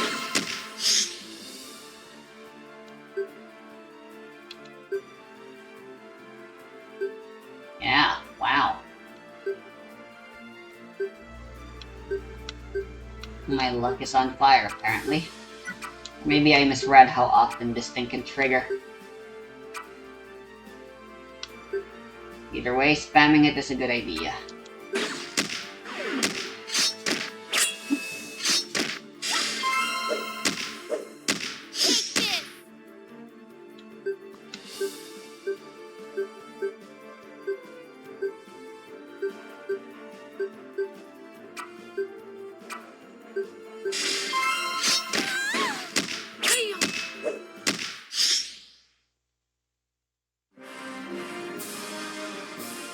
Great fight, everyone.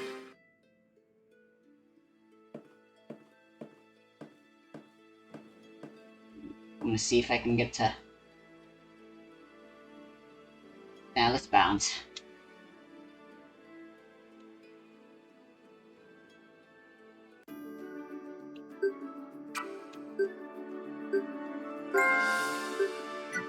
Alright, so enemies do drop money here, but they still drop materials. And you want to sell them off this Sindri over here. Okay, this guy has an actual name, but I don't fucking care. I'm calling him Sindri. His name is Sindri, and you can't convince me otherwise.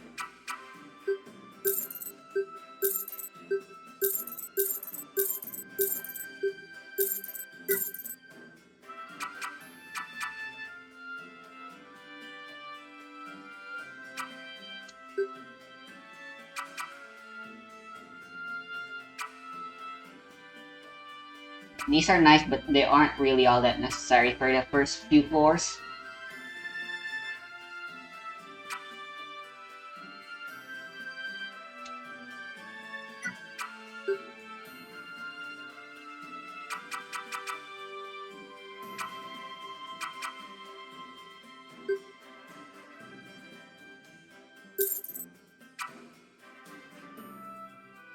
Oh, holy shit, she can get a gun.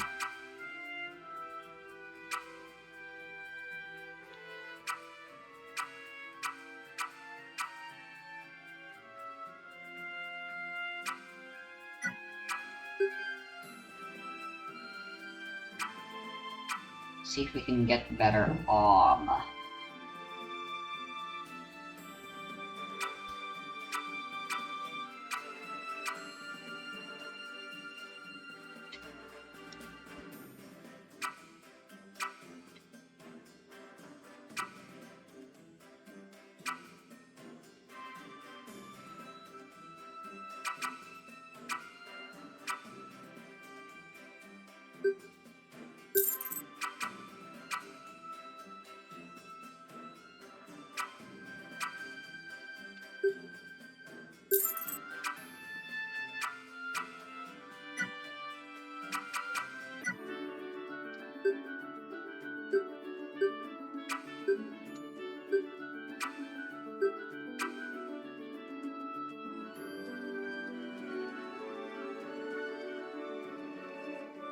This increases magic defense.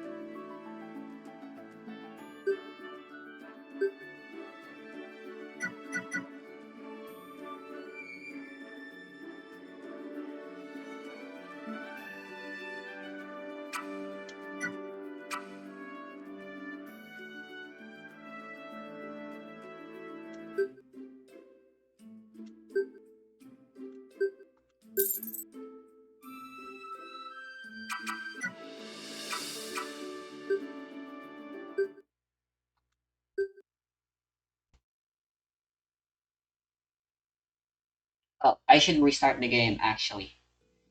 Yeah, I'm almost done with this playthrough. So I can get the XP thingy to not be a bitch.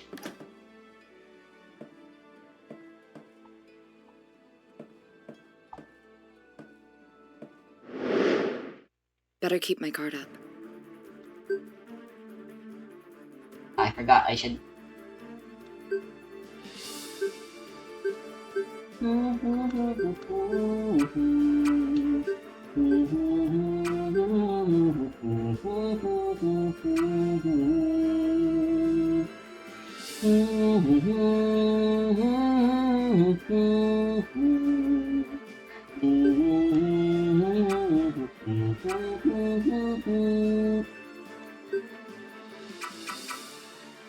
I forgot to. Oh, lots of things I'm forgetting.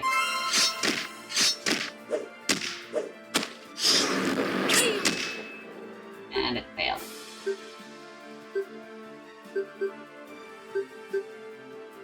Yeah, the success rate for debuffs are depressingly low in this game.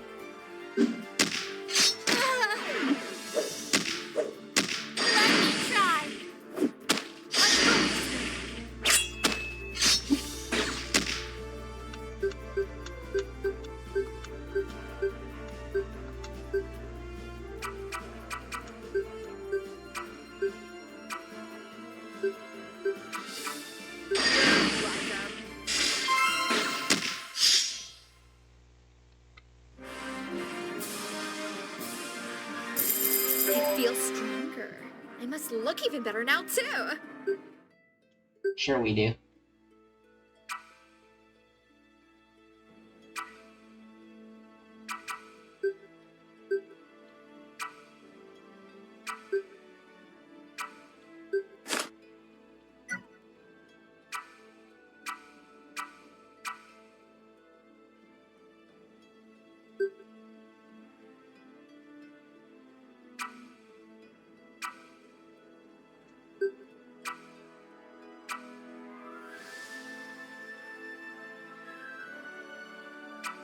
Exorcism would be nice to have eventually. For now, 50% chance to restore 9 mana for healing. Hell yeah.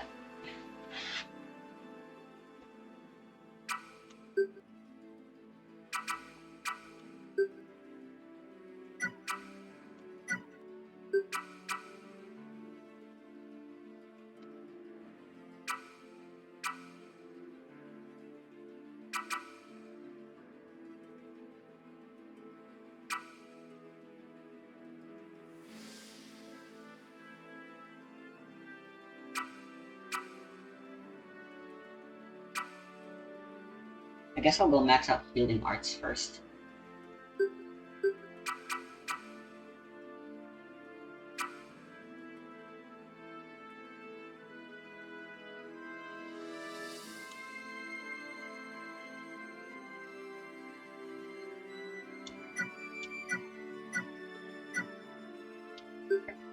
literally everyone else.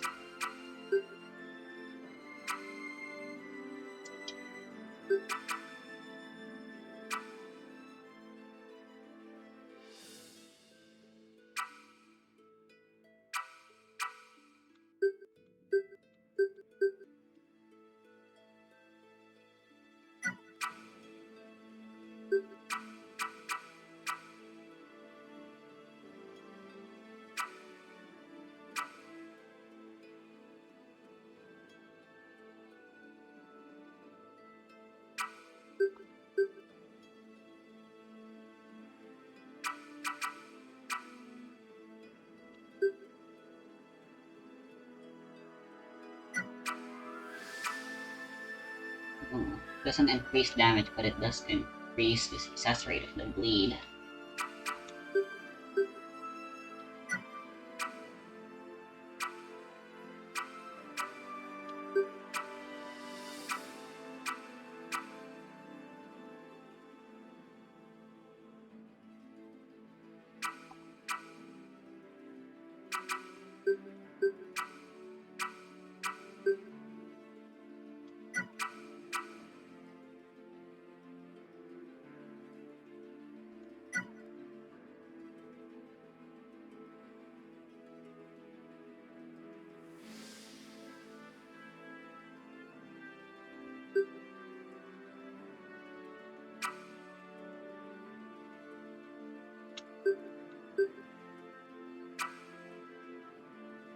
Cool.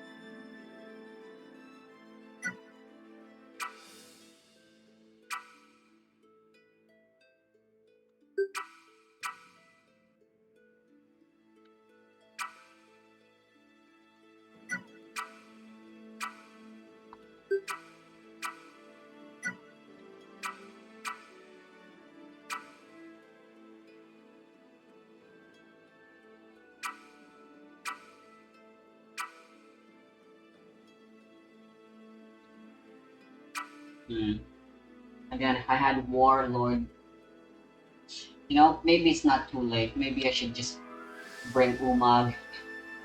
I clearly much preferred them.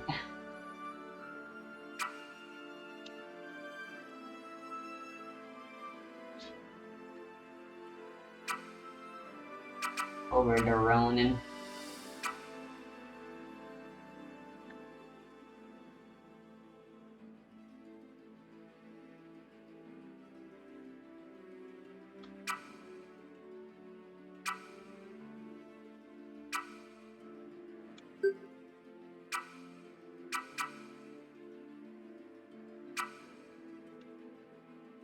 Yeah, I forgot about Ultras. That's also nice.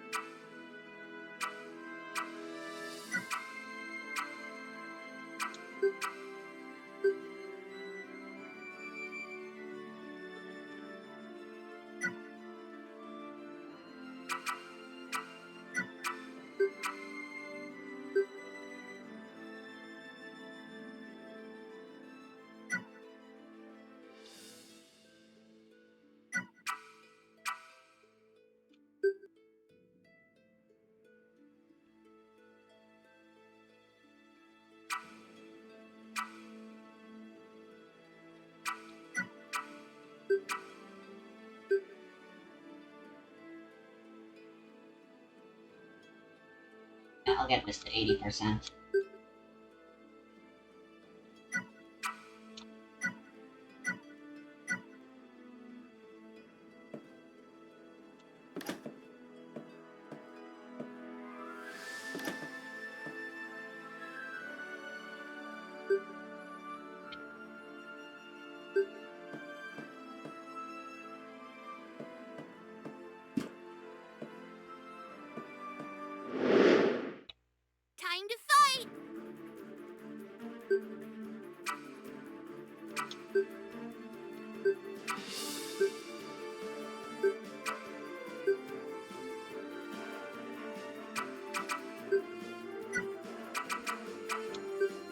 Rescue Song of Harmony.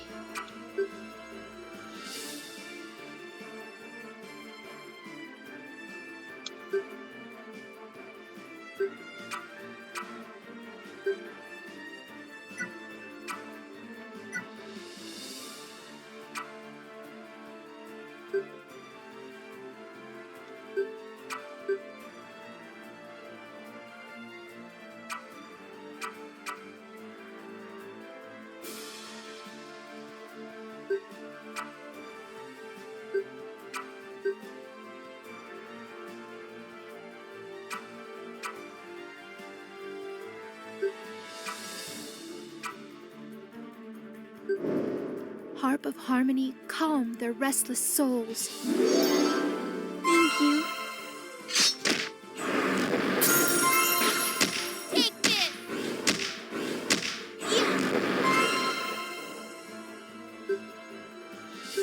They overdo it.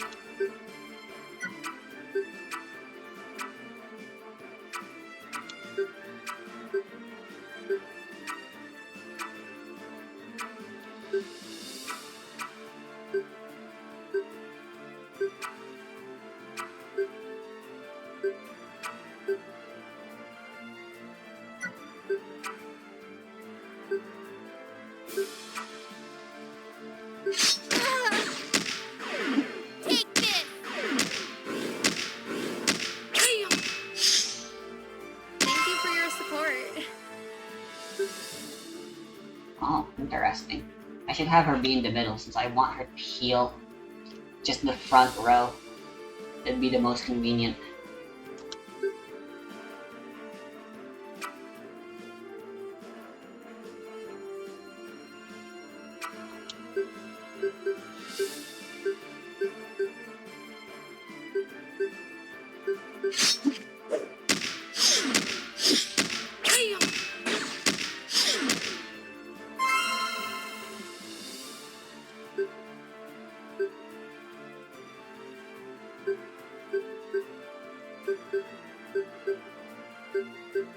Yeah, no way I was overcompensating. I just remembered how hard these guys can hit. Wow, we won!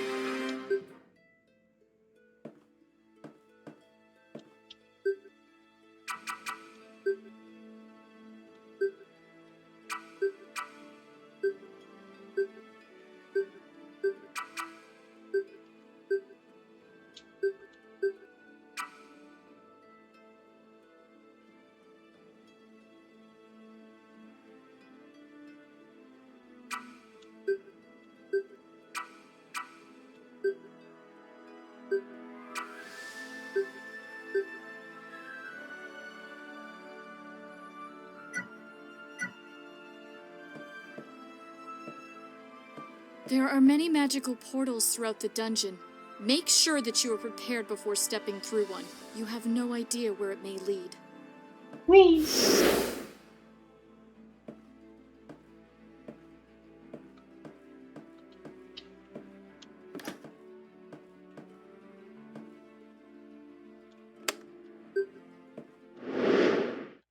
Oh no.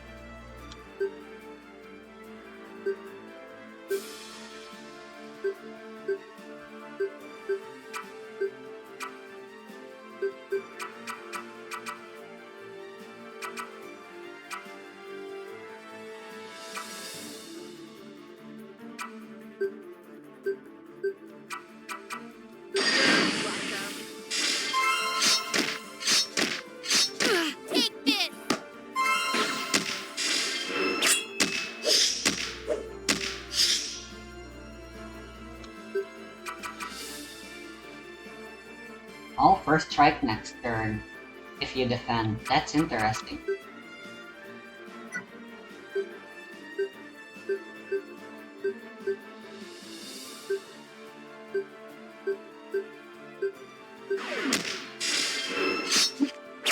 Yeah, nice. I should defend more. Great fight, everyone.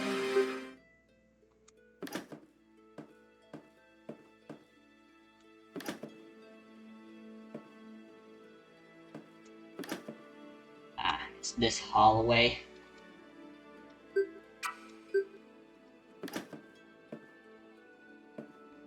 Yeah, I'm always either all or nothing with the encounter rate. It's either at ×2 or at ×0.5. I'll explore these later. I think for now I should just bounce. We're basically out of resources. Aw, all this fuss over me?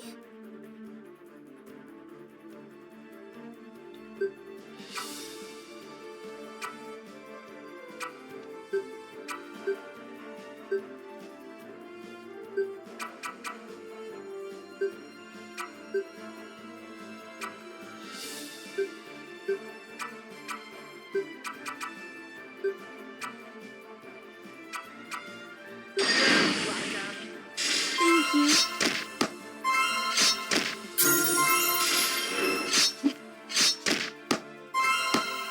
Oh, thanks for the attention, darling.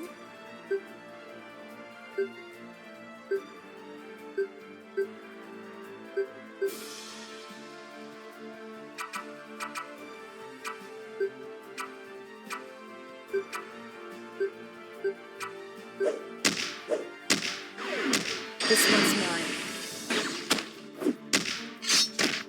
Got the face. Thank you for your support. Oh, thanks for the attention, darling.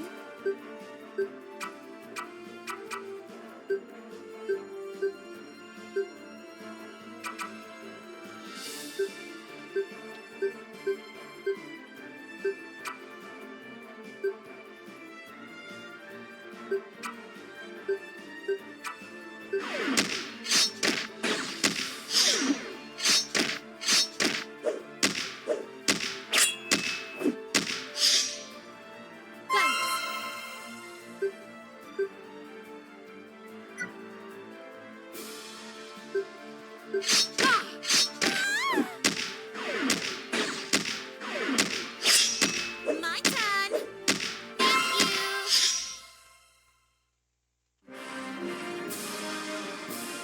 Great fight, everyone.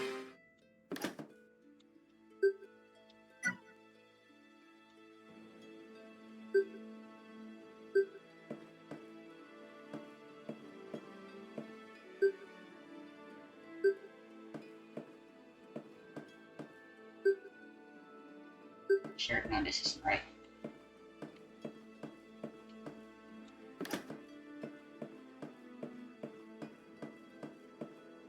Lord Edwin Corpus was the first adventurer to die in the labyrinth, right here on this bridge.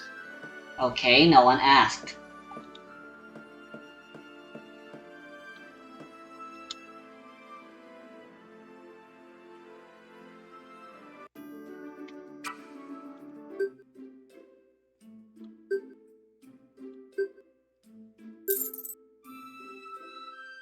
I'm gonna end it there. Oh, that reminds me. Yep. Airbog has been looking for someone to help replenish his supply of raw materials. You can find him at the armory.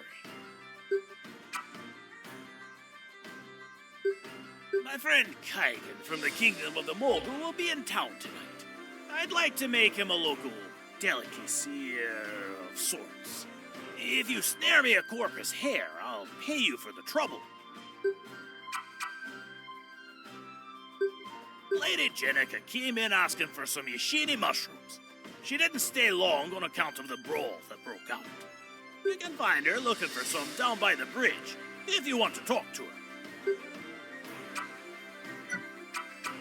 Oh, how nice of you to come find me. it's safe to say that Deeproot Tavern doesn't have any Yashini mushrooms. All I saw was a strange fungus growing on some table legs. If you come across any Yashini in the labyrinth, I'd love to buy one from you. There are only so many resources to go around, and gibbling raids have put a damper on my shipment of iron ore. If you find any suitable veins down in the labyrinth, can you mine some iron ore for me? And goblins in this game are called gibbling for As you some sell reason. me raw materials But they're basically that you just find in goblins, the so that's what I call them. I will be able to create more powerful equipment that I can sell back to you.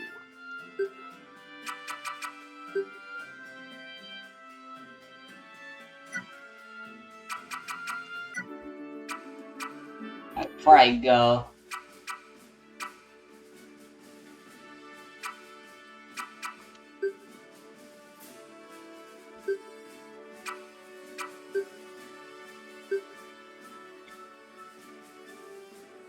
since I'm going through with this, may as well make some more characters.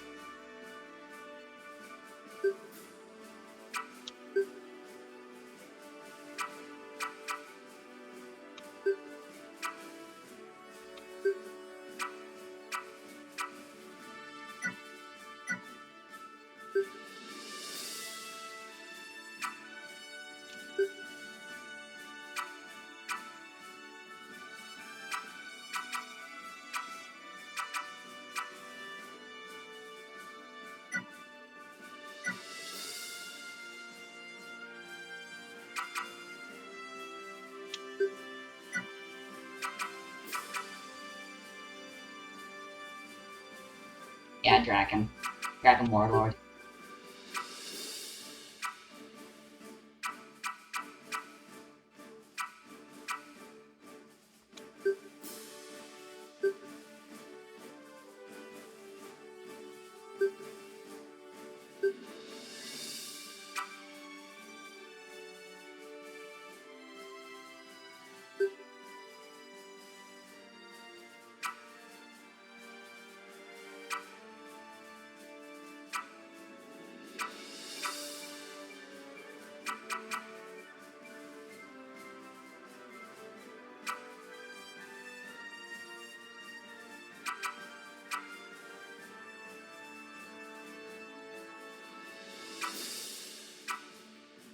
Yeah, she'll be knight as well.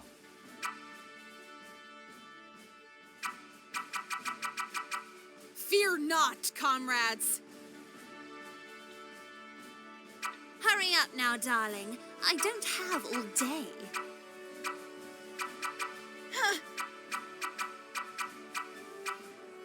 Have at you!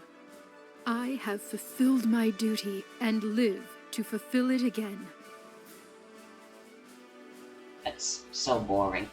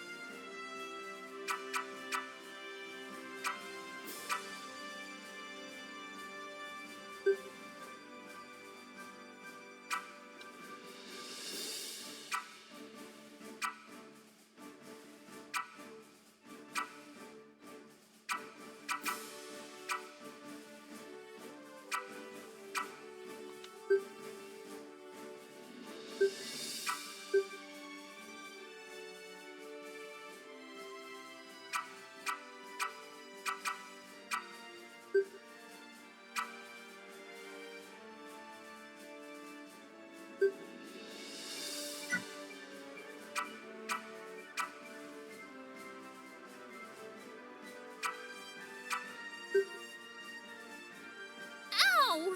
What was that?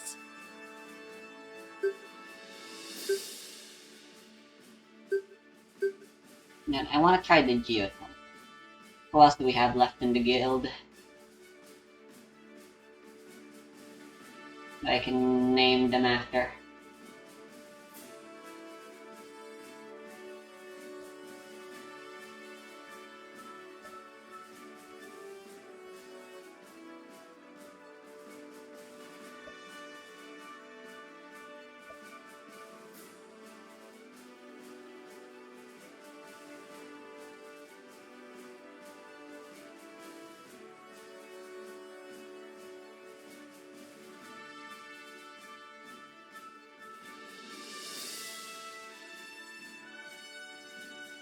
Alma, I guess.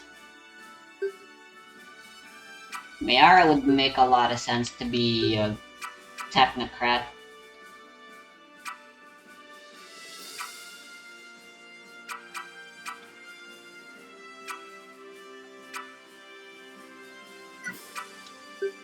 I believe Geo Templar can be... Nope, never mind.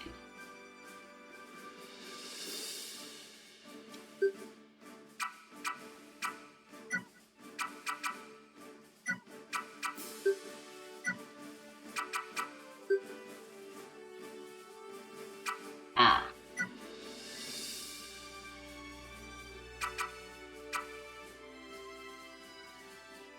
Well, I don't see Alma as a midget.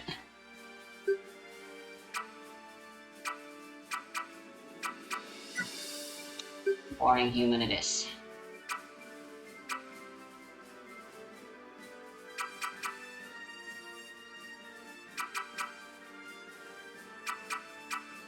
Yeah, why not? I'll add in Mayara as a technocrat so we have one of every class. So basically all we're missing is B3 and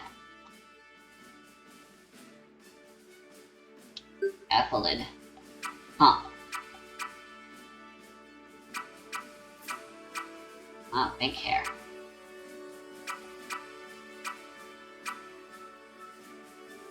Fitting.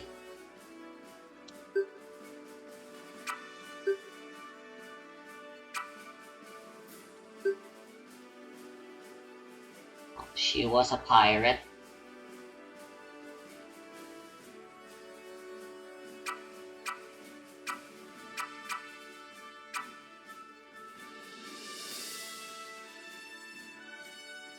Guess we'll just go for blacksmith. I think that wall looks a little odd.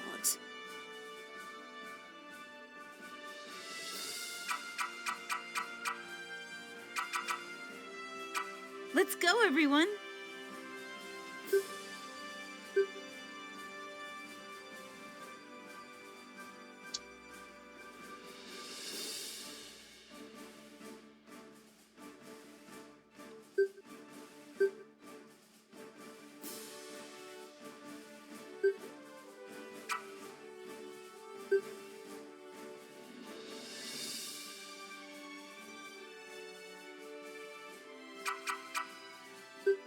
You know what? We'll go get a dwarf. And it'll be Mayara.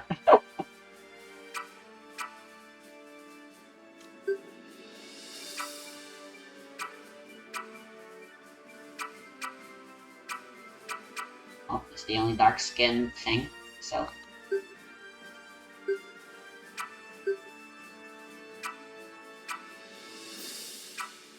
Guess these are the only two choices.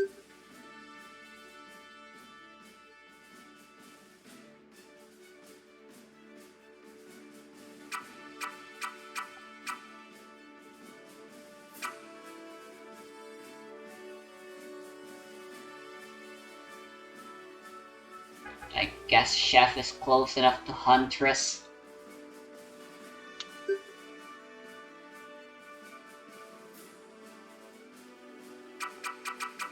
Thanks! That wall looks funny.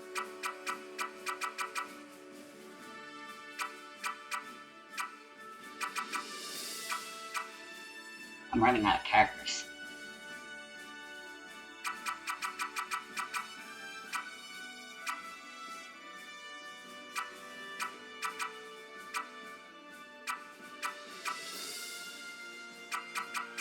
Oh, wow!